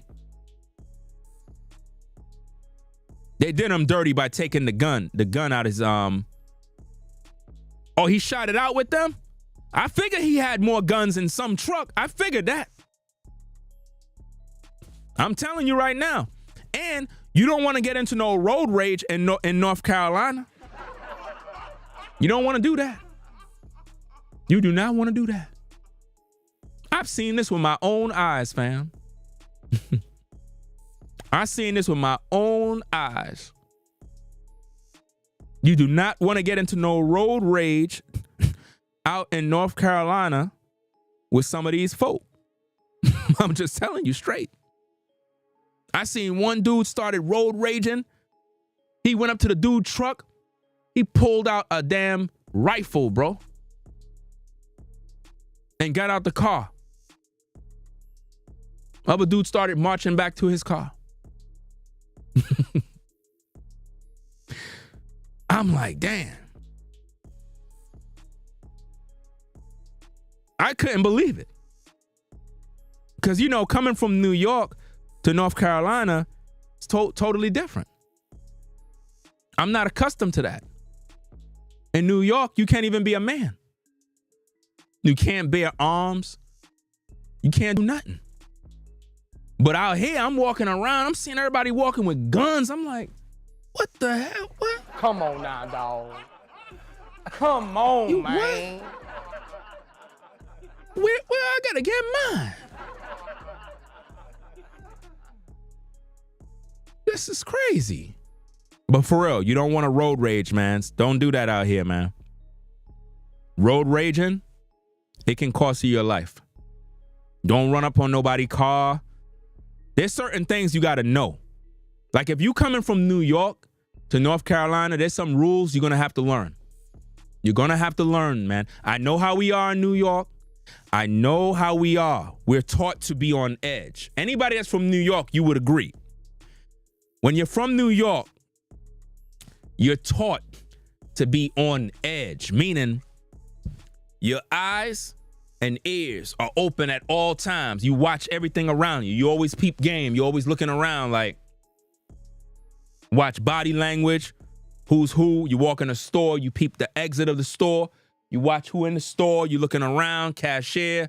Okay, cool. You're always taught to be on edge.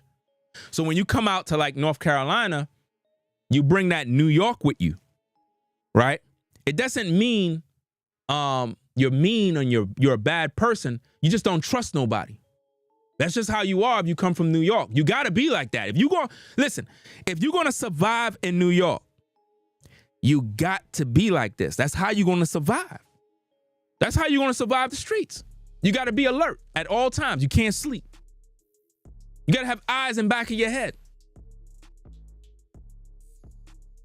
You know?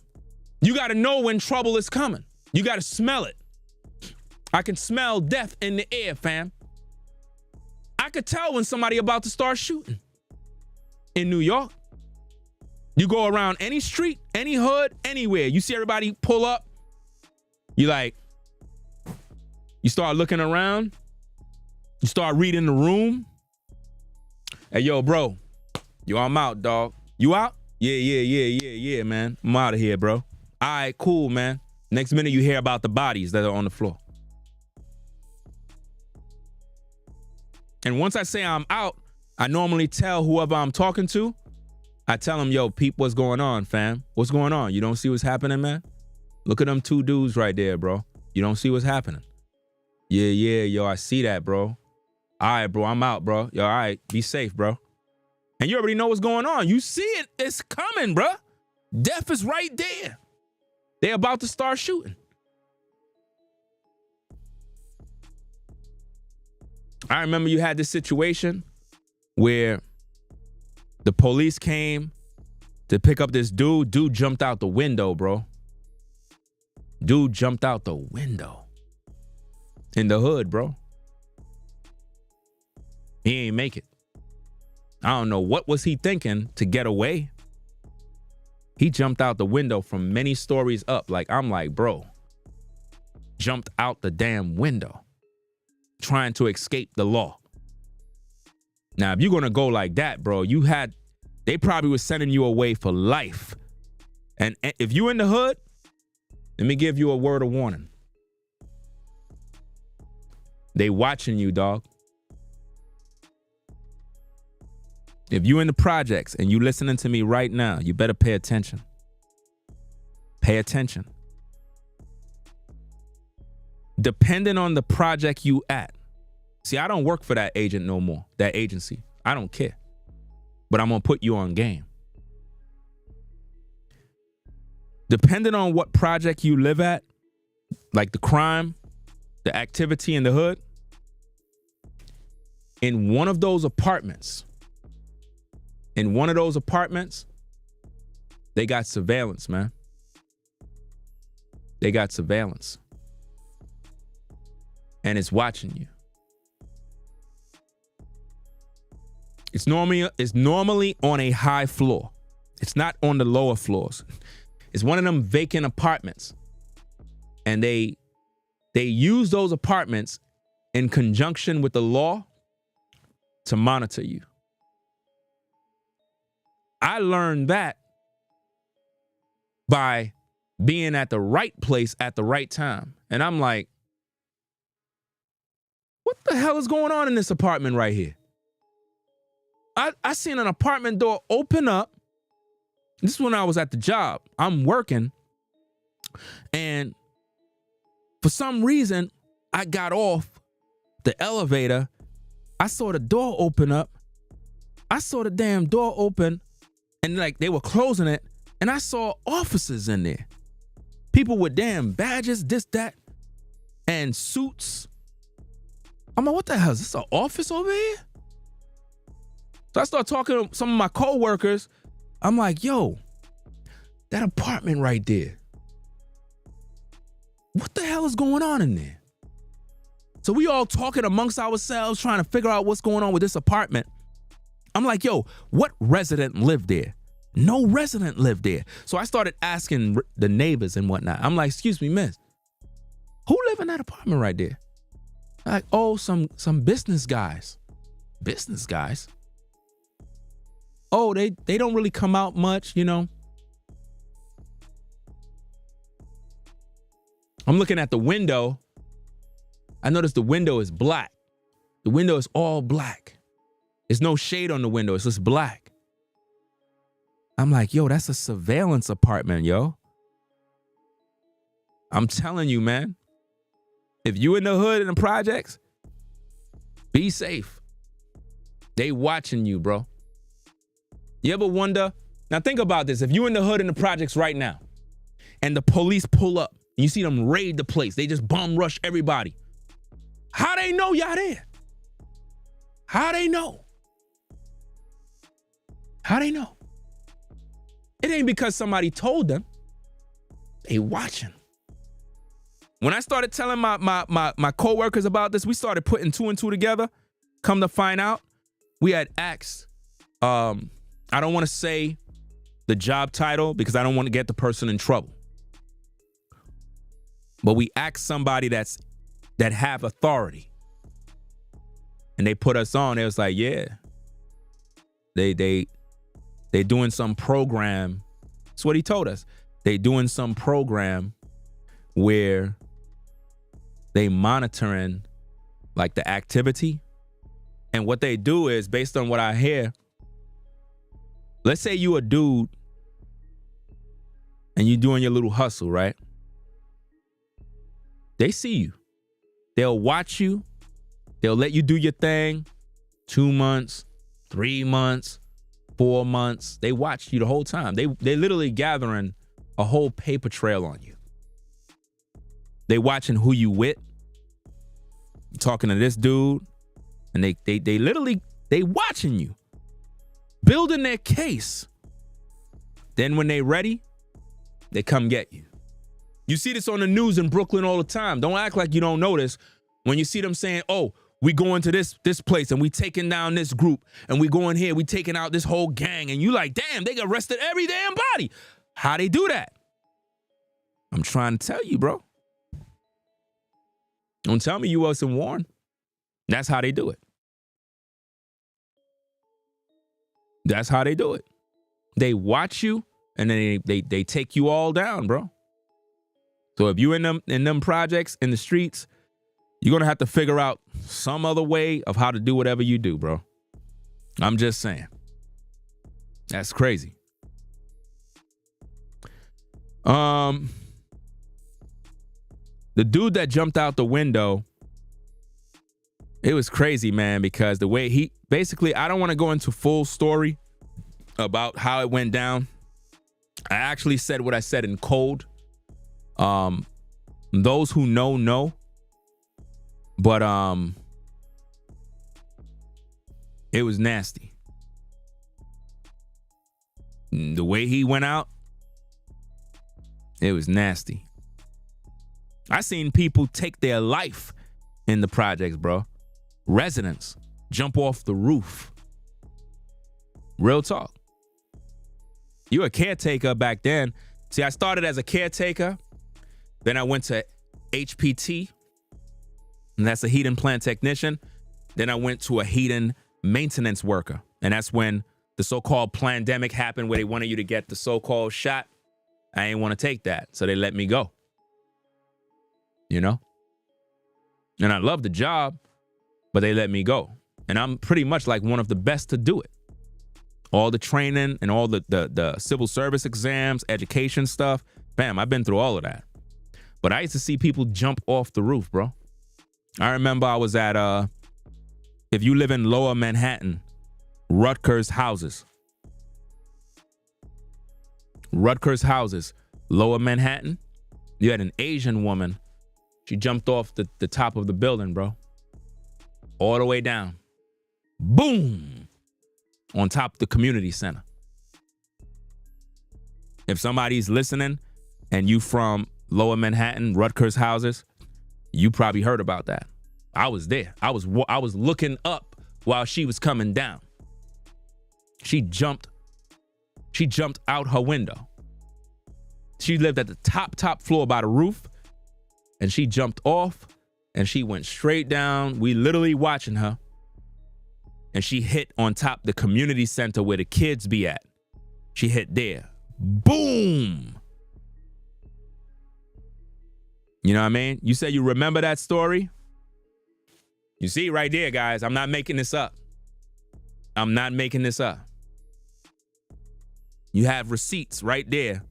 It says, I remember this story. I was there. I couldn't believe it. And the sound of the body hitting the ground, man, bro. That sound, you won't forget that sound, man. That sound horrible, man. I never heard a sound like that before. But it sounded painful. You know? When I was in Brownsville projects,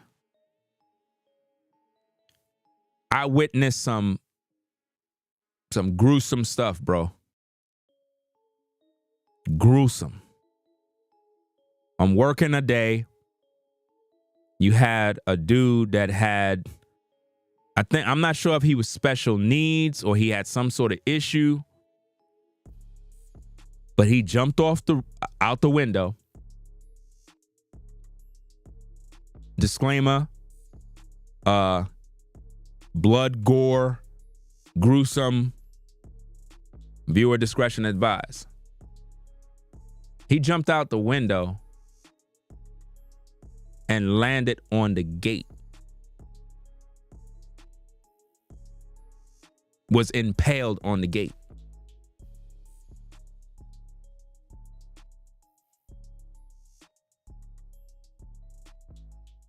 Nasty. It was a gruesome sight. I don't want to go into details because it was bad. It'll turn your stomach with what we saw. But it's like he took his life. I'm trying to remember how the story happened, man. They said that he had some sort of issue, and you see him on camera. I think they said there was a I'm not sure. Was there a camera in the building where you see him going up the stairs? But yeah, that was crazy, man. That happened at Brownsville Projects. Brownsville Projects. That's where that happened at. If you're in Brownsville, you would know. If you're in Brownsville Projects, you heard about that. I was there. So I'm not lying. I'm not making up no story. I know what I'm talking about. And it's just a lot of stuff, man. From people getting shot, body in the damn elevator, somebody dead in the stairwell. And you see this type of stuff. Somebody dead in their apartment for a week. You smelling a smell. Like, damn, yo, what the hell is that smell? I remember that we had a person that was dead, a tenant was dead in their apartment. Nobody knew. We working, I'm smelling this smell. And I remember in our training, we were trained on different smells. I was like, yo, there's a dead body in that apartment, bro. Nah, that's just somebody dirty apartment, fam. Cause you know, they had apartments that was mad dirty. I ain't gonna hold you. You know what I mean? Then they had some apartments that was mad clean. You know? Then you had some shorties in the project, bro. You had some baddies in the projects, bro. You got a ticket. You got to go to the apartment, fam. She call you in. You be there like this. You be like, hey, how you doing? You got a ticket in your apartment? You got something going on? Yeah, I got something in my apartment. All right, so I'm going to come in there and pretty much fix that for you. Oh, You gonna come in right now? Okay, come in. No cap, bro. But yeah, there was a dead body there, man. I told my supervisor, I was like, yo, so and so and so. He said, if you smell something, inform the superintendent and the assistant supers. I let them know what it was. They said, okay. They went up there. They checked it out. Everybody was like, something definitely ain't right. And people were complaining about the smell. And when they fire department came, they were knocking down the door. Nobody would answer. Open up the door. Dead person in there. I think it was an elderly person that was dead. You know? Yo, one time, fam, you had a ticket, and me and my partner, right? He don't work for that agency no more. I guess he got mad because they got rid of me. They got rid of his partner. He probably felt like a fish out of water, so he ended up quitting. But there was one time we was on a job, and I went to the apartment, and I go to the apartment, and it's this Spanish woman. She's by the door in a towel. How you doing, papi? You know, I had no hot water in my apartment, you know. Es mucho frío, you know. You won't come in and fill the water? I said, yeah, I got you. So she just have on a white towel, fam. That's it. She opens the door with just a white towel. There's nothing else on. So my partner there, he looking at me. I'm looking at him. I'm like,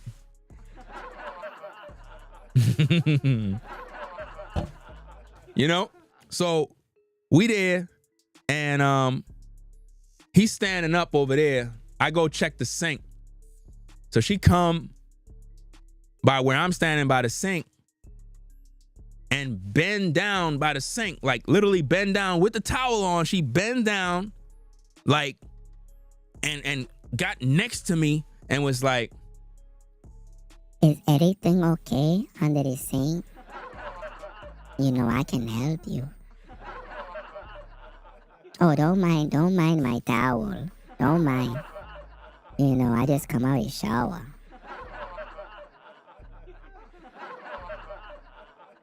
Come on now, dog.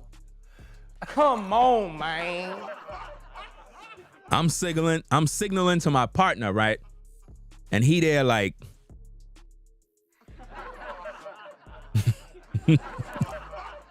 so I go on the work phone and I text my partner, like, she's right here literally next to me. I'm texting my partner. I'm like, yo, fam, leave the apartment. I'm like, bro, you gotta leave. I'm telling my partner, get out. He texts me back. He's like, nah, fam, we here to do a job.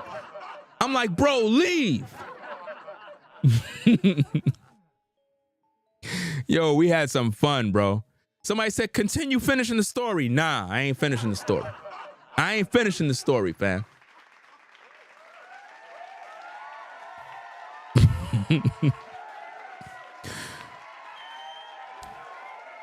I can't finish the story, man. I'm breaking code. Can't finish the story, man. Listen, those of you know them women in the hood, bro, they'll set you up, fam. You go to the apartment doing a ticket. How you gonna come to the door on a damn towel? You know good and well what you doing. You know? That's crazy, fam. Man. Come on, Ringo, man. Tell us the story, man. Can't tell the story, man. Got to keep, you know, keep everything clean, PG. You know?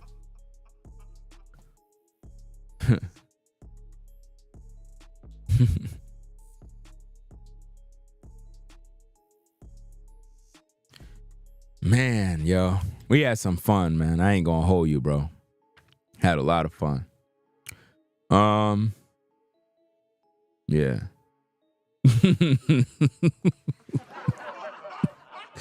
Yo, I got some stories, man. I got some stories, bro. Yo, I got some stories, man. For real, man. Man, I can't talk about these stories, man. Come on, Ringo, man. Talk about the stories, dog. Come on, man. Come on now, dog. Come on, man.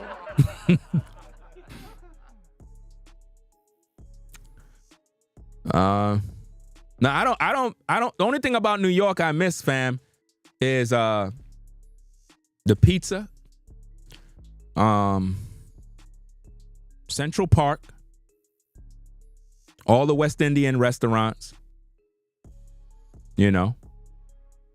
And the madness at the old job. That's pretty much it, man. I mean, in New York, summertime is always lit. It's always something to do in New York. It's like it's too fast. New York is too fast paced. It's too much happening at one time, man. It's like it's fast. I had to go, bro. Like I had to come out here, you know what I'm saying, do my thing and whatnot. It's just something I have to do at my age. I had to make that move, fam. I've been in Brooklyn my whole life, bro. You know, I had to do what I had to do.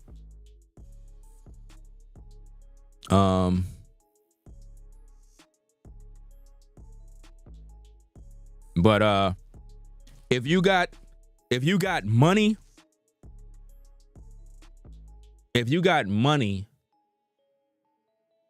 in New York, let's say you move out of New York, but you getting money, you could get like a condo in New York.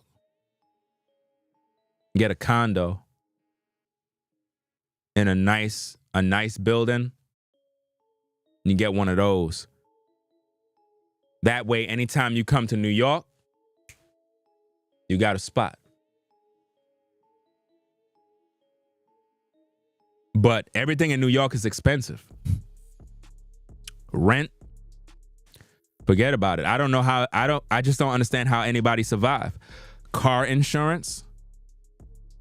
Car insurance in New York is like paying rent. I don't know how you do it. I really don't know how. I don't know how to do it. How do you pay car insurance in New York? That's crazy. And gas? Car and gas? Nah. It's just too much, man. Everything is expensive.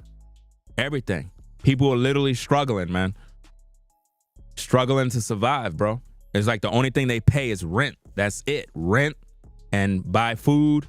Can't hardly buy the things that they want to buy, man.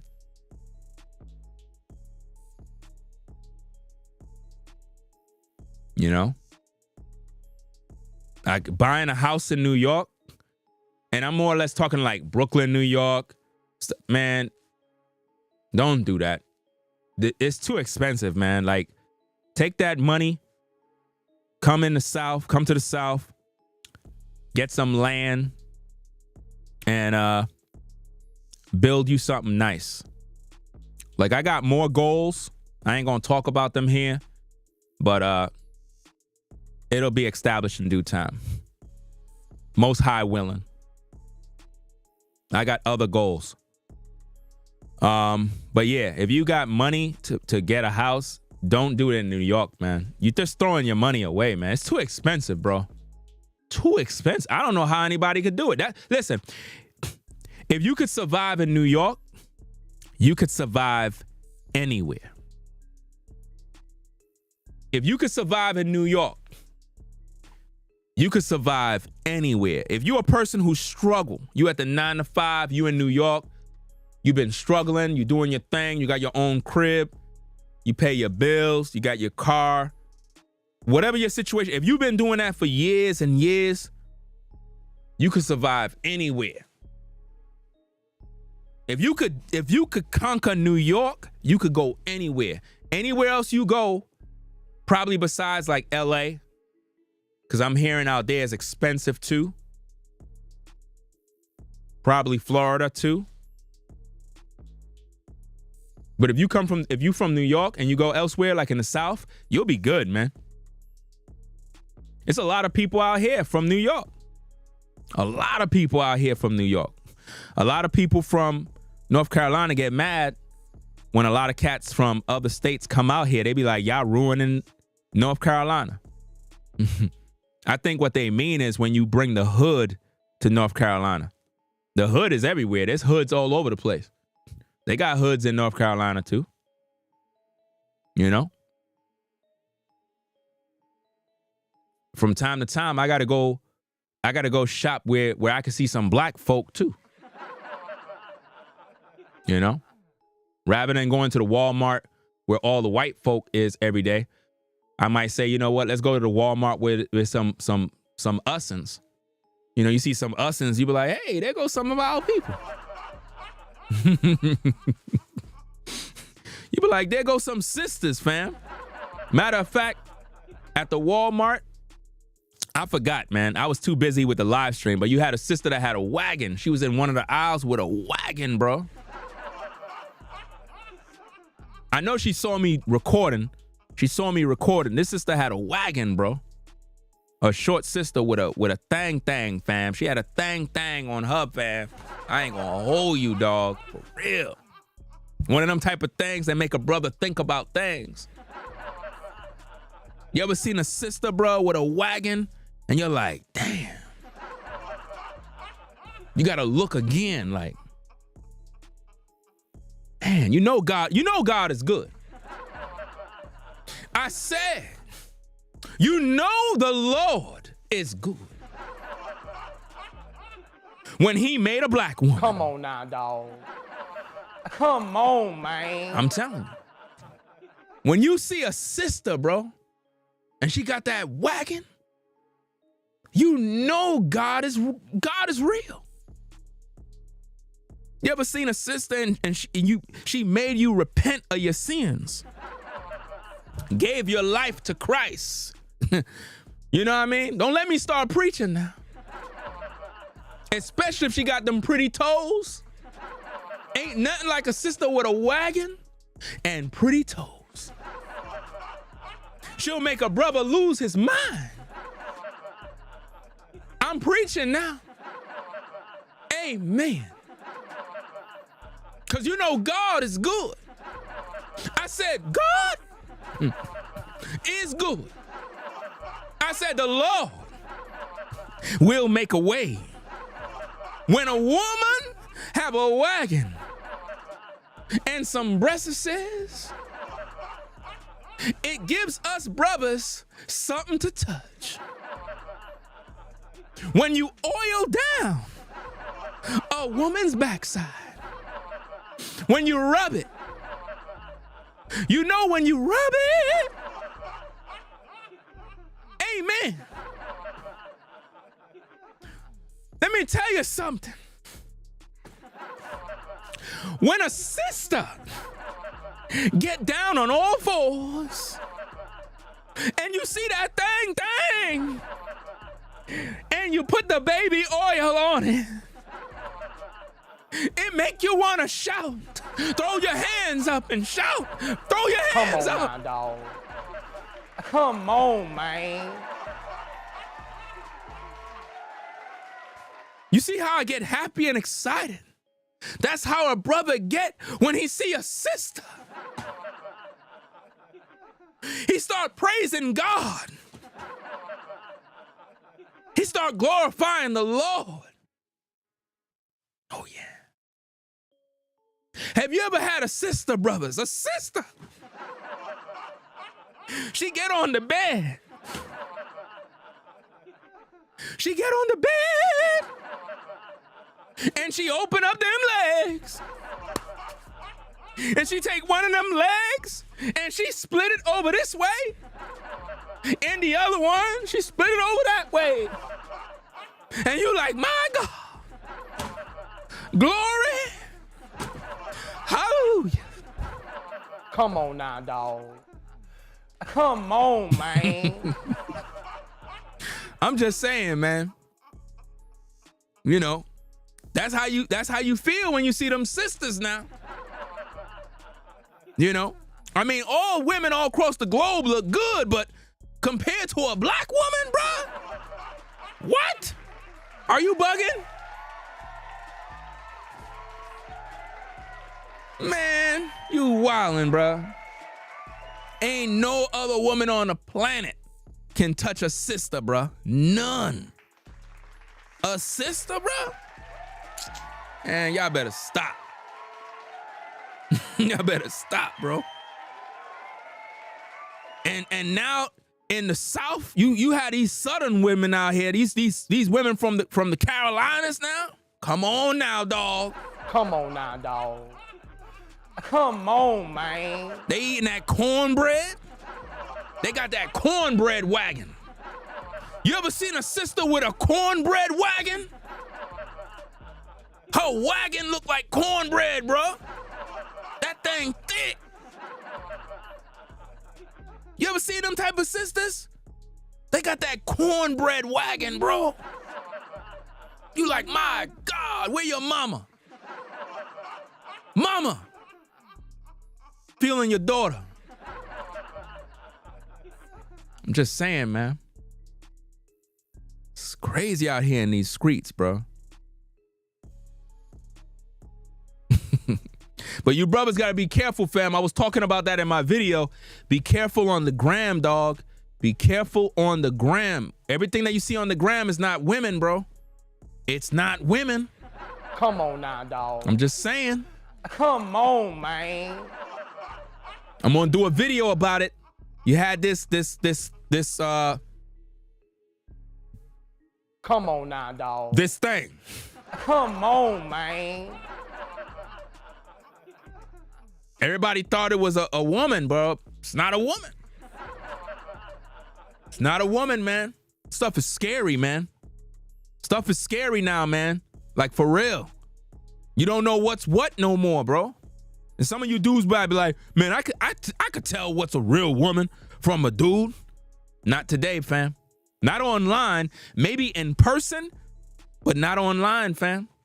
It's dangerous online, man. It's dangerous now, man. It should be against the law, fam. Like, this is dangerous, bro. Like, dudes, you're gonna have to now, if you meet a sister, fam, and she looking good and you trying to holler, you gotta ask her for her birth certificate. You gotta literally ask her for her birth certificate now. You gotta take blood tests. You gotta do this now, fam. Because this one chick in the video, you would think that's a woman, fam. Like, what if you hollering at this chick in the DM? You know how some of you brothers be, man? You be thirsty, you be sliding in women DMs with your skis. Dudes be sliding in the DM with their skis on, skiing and whatnot. Hey, baby, how you doing? How you doing? I was just checking you out, you know what I mean? I was going through IG and I seen you in my feeds, you know what I'm saying? You was looking good, you know how it is. Oh, I was looking good. Yeah, shorty, you was looking mad good though, man. I ain't gonna hold you. You know what I'm saying? I'm trying to smash, you know what I mean? You trying to smash? Let me call my friend. Hello? What's going on? You got some guy over here talking about he trying to smash, girl. Yeah, he talking about I look good and blah blah blah. I mean, he kind of cute. What? So you gonna go with him? I don't know, girl. I really don't know if I'm gonna do it, but I mean, he looked kind of tempting to me. Wait, here he come. He coming over here right now. So you gonna give me that number or what? Like, I don't know. Like, what's the word? What's the word? I'm on the phone with my girl right now. You know, you over here all thirsty and whatnot. I don't know. Thirsty? I'm thirsty. I'm hungry. Come on now, dog. Come on, man. What? So you want my number? Where you taking me? Taking you? What do you mean taking you? Taking you where? So you ain't gonna take me on no dinner date? You ain't gonna take me on a date? I'm looking good like this. I got my hair did. I got my nails done. And I got pretty toes. You ain't gonna take me out? No. Did he say he's not taking you out? That's what he said. He said he's not taking me out. He bugging. What?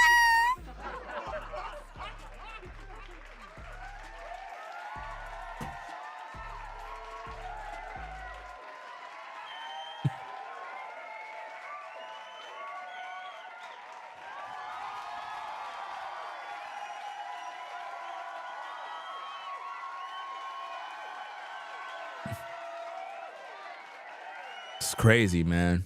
I remember when I was a kid, right? I went to a Chinese restaurant to get some chicken wings. Walked in there, and this was back in the day, you know what I mean? In the 90s.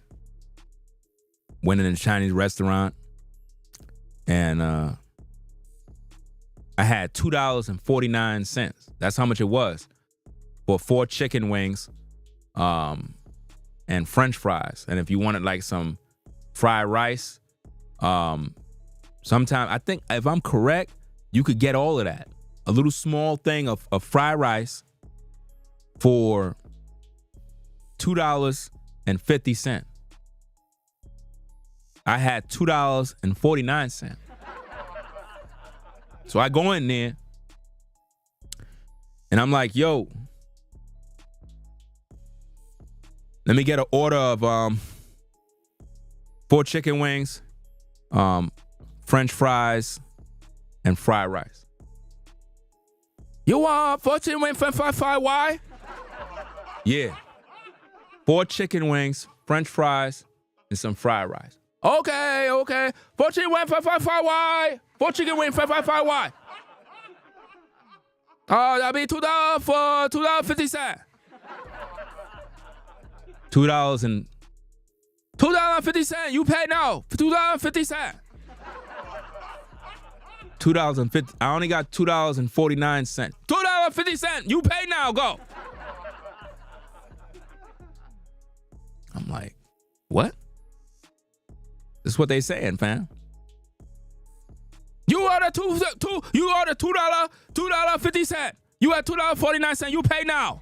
14 went 555. Why? You pay now. Go. I call police. You pay now. $2.50. You pay now. Go. You order 14 wing 555. Why? I'm like, look, dog. I got $2.49, fam. Could I get the chicken wing? You pay now. $2.50. Go now. Pay. 14 wing 555. Why?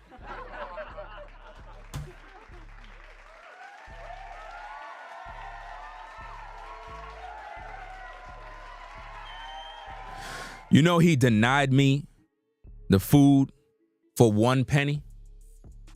For 1 penny. He denied me the food. I'm like, damn. 1 penny? They don't play. You go to any Asian store, they don't play, fam. They about their money, bro. In the hood, especially in the hood. See, let me tell you something, fam. Don't mess around with the Asian man from the hood because he hood too. Don't sleep.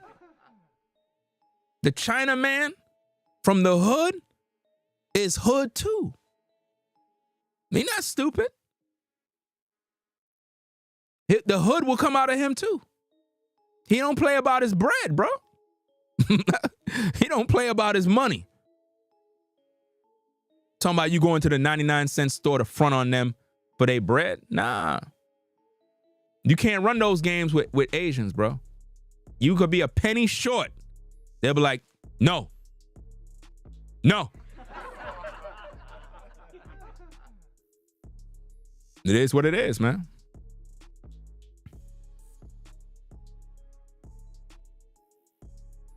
Yeah, they've been robbed a couple of times, but some of them peep what's going on now, so they move differently.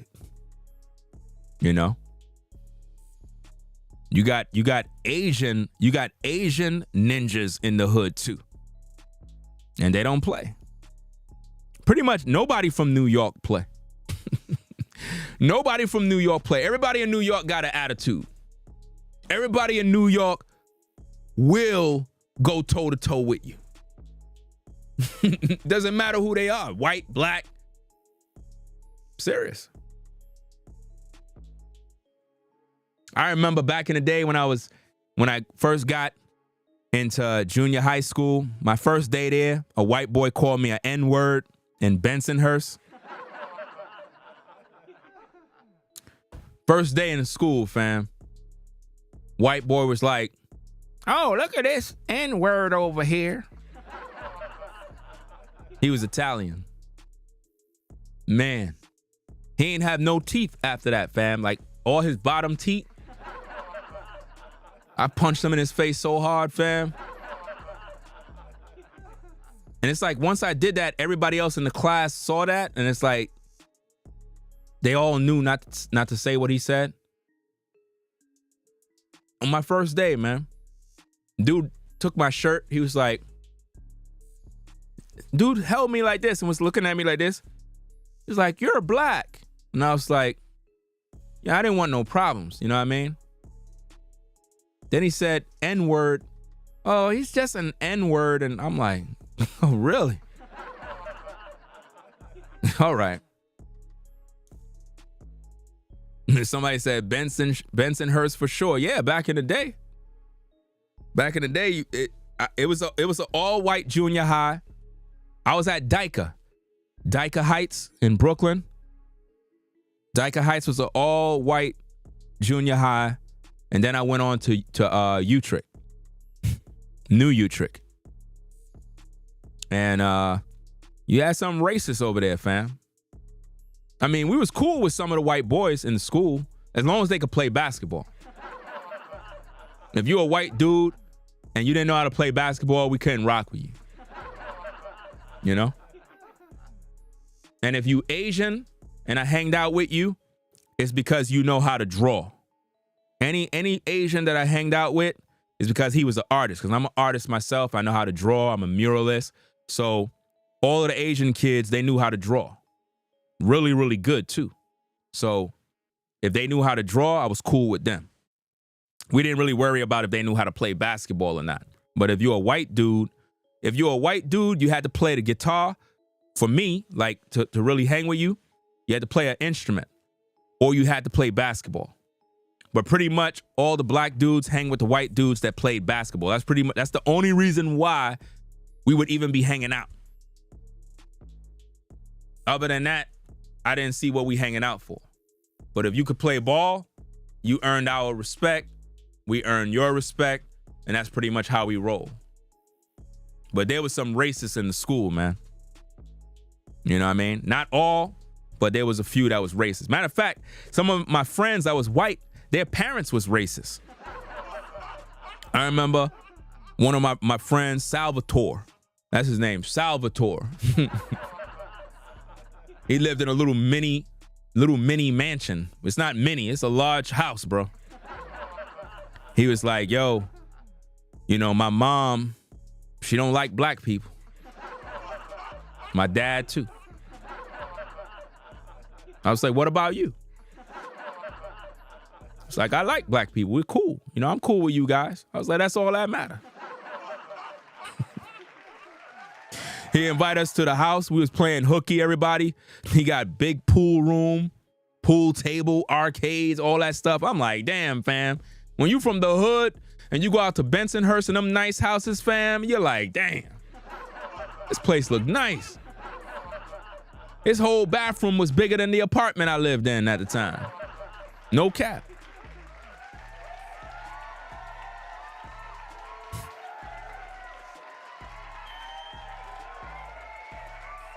We would play hooky at his house when his mom and pop would be out at work. And we would do that every other day, fam. We would bring like there'd be like 15, 20 of us at his house, man. Every other day. He had a big house, swimming pool, everything. We out there just living it up. He had a lot of fun, fam. Anyway, y'all, I'm gonna get up on out of here, man. We did a lot of story time. We already talked about the show already, so if you're now coming in and we over here doing story time and just we just chilling, chopping it up, man. If you like the content, be sure to subscribe. Watch the replay so you can hear the facts of the matter. You know, we had some haters that came in the beginning. They were mad at me because I'm talking about the Tyga situation. And if you watch the video and you learn from it, you'll know the truth, right? So we're going to get up on out of here. It is what it is. I seen your comment yesterday at 2:54. The studio is finished. I'm pretty much working on my channel introduction. I have my cinema camera prepared to record, prepared to shoot the film of what I'm gonna do for the channel introduction. The studio is already ready. It's already ready to go. I don't want to just come on live in the new studio setup. We're in the new studio. It's just that we're on one side of the studio that shows the background, right? But everything is ready. Everything is ready in the studio. I'm just waiting to do the channel introduction. That's what I'm working on right now. And again, shout out to brother Zatz, photographer. He's a professional photographer. Brother supported me. You know, he pretty much hit me up to ask questions. I don't have to go into all the details, but pretty much we had a conversation, and he pretty much was checking in on me, seeing what's good. You know what I mean? Talked for a few, and he showed a lot of support, fam, and appreciate that, man. Very encouraging. You know what I'm saying? Very encouraging. And that support is going to go towards exactly what I said. You're going to see. You're going to see. Exactly what I said I was doing, you're going to see that very same thing on the camera rig. That's my word. Right? So I appreciate that. Yeah, the studio is lit. The studio is lit. Like, those of you that are new, that subscribe, you might see my channel introduction that I have. That's my old studio from New York, right? The new studio that I got now, totally different. Totally different. It's lit. You know, you're going to see it soon. I don't want to give no time frame because I'm going to edit this video and I want it to be dope. I want it to be real dope. When we do the reality show, guys,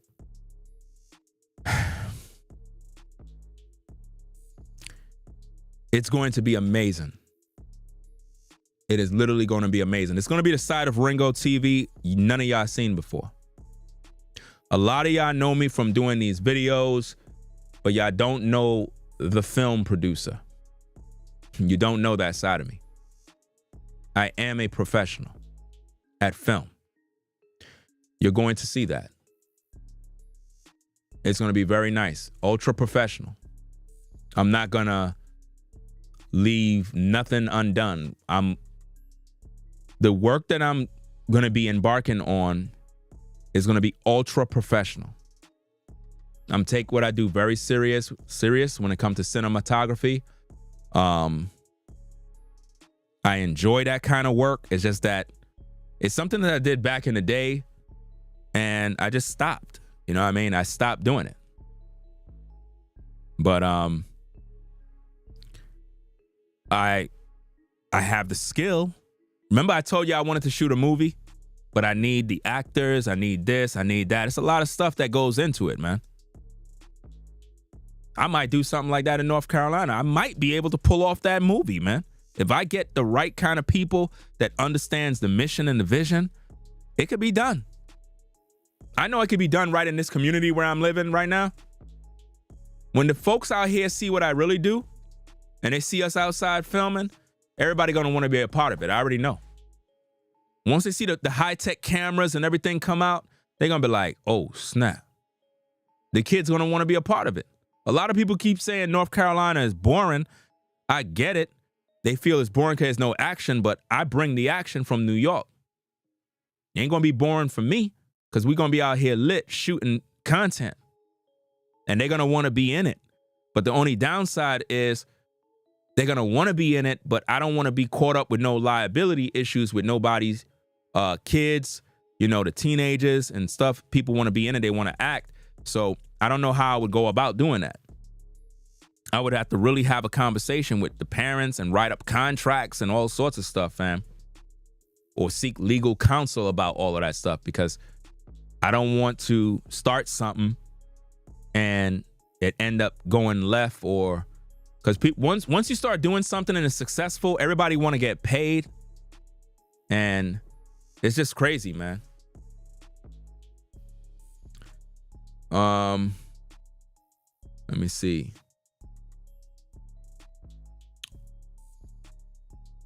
Said no disrespect. How young are you? That's how I speak. I'm 47 years young. 47 years young. Right? So, we're going to get up on out of here, man. I'm going to go get something to eat. And take care of some business with this camera. Right? So peace and blessings to everybody. If you're new to the channel, be sure to subscribe. We're trying to get to 1 million subscribers by next week. We're trying to get to 1 million subscribers by next week. So make sure you hit the like button, subscribe to the channel. Shout out to all the sisters in the building. Shout out to all the brothers. Salute to everybody in North Carolina, everybody in New York. You know what I mean?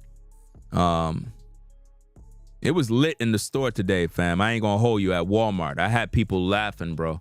I'm literally walking around with my camera. It's just, the live stream audio and video was horrible, man. It's like it's all crazy because of the Wi-Fi. I just learned from my chat.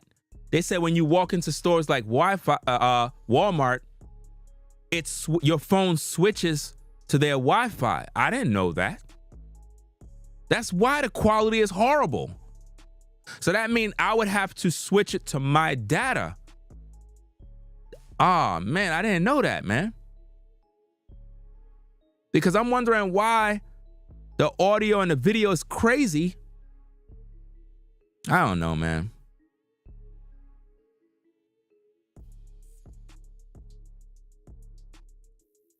You said Mr. Beast interview.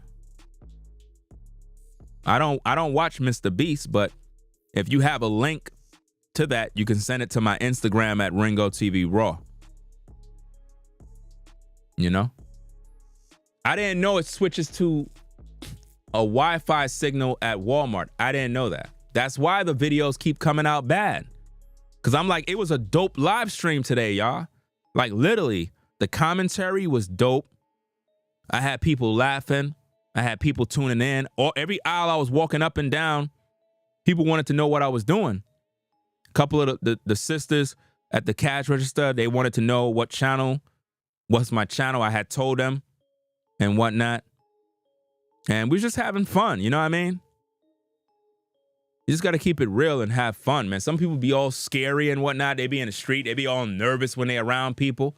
I ain't never nervous when I'm around people, man. I just do what I got to do. You know? But hey, we out of here, y'all. Y'all take care. Peace and blessings to the mods in the chat. Everybody in the building on the 9 to 5 grind. If you're on the graveyard shift, salute to you. Salute to all the truckers on the road. Make sure y'all drive safe. You know what I mean? Salute to all my mods, wherever they at. Got V-Dub Man. Got Sean the Navigator. Got Show Shao, Sherelle, Rebel for Almighty, and Tracy. Salute to the mods. Salute to all the channel members. Everybody that support the platform. Everybody that subscribe.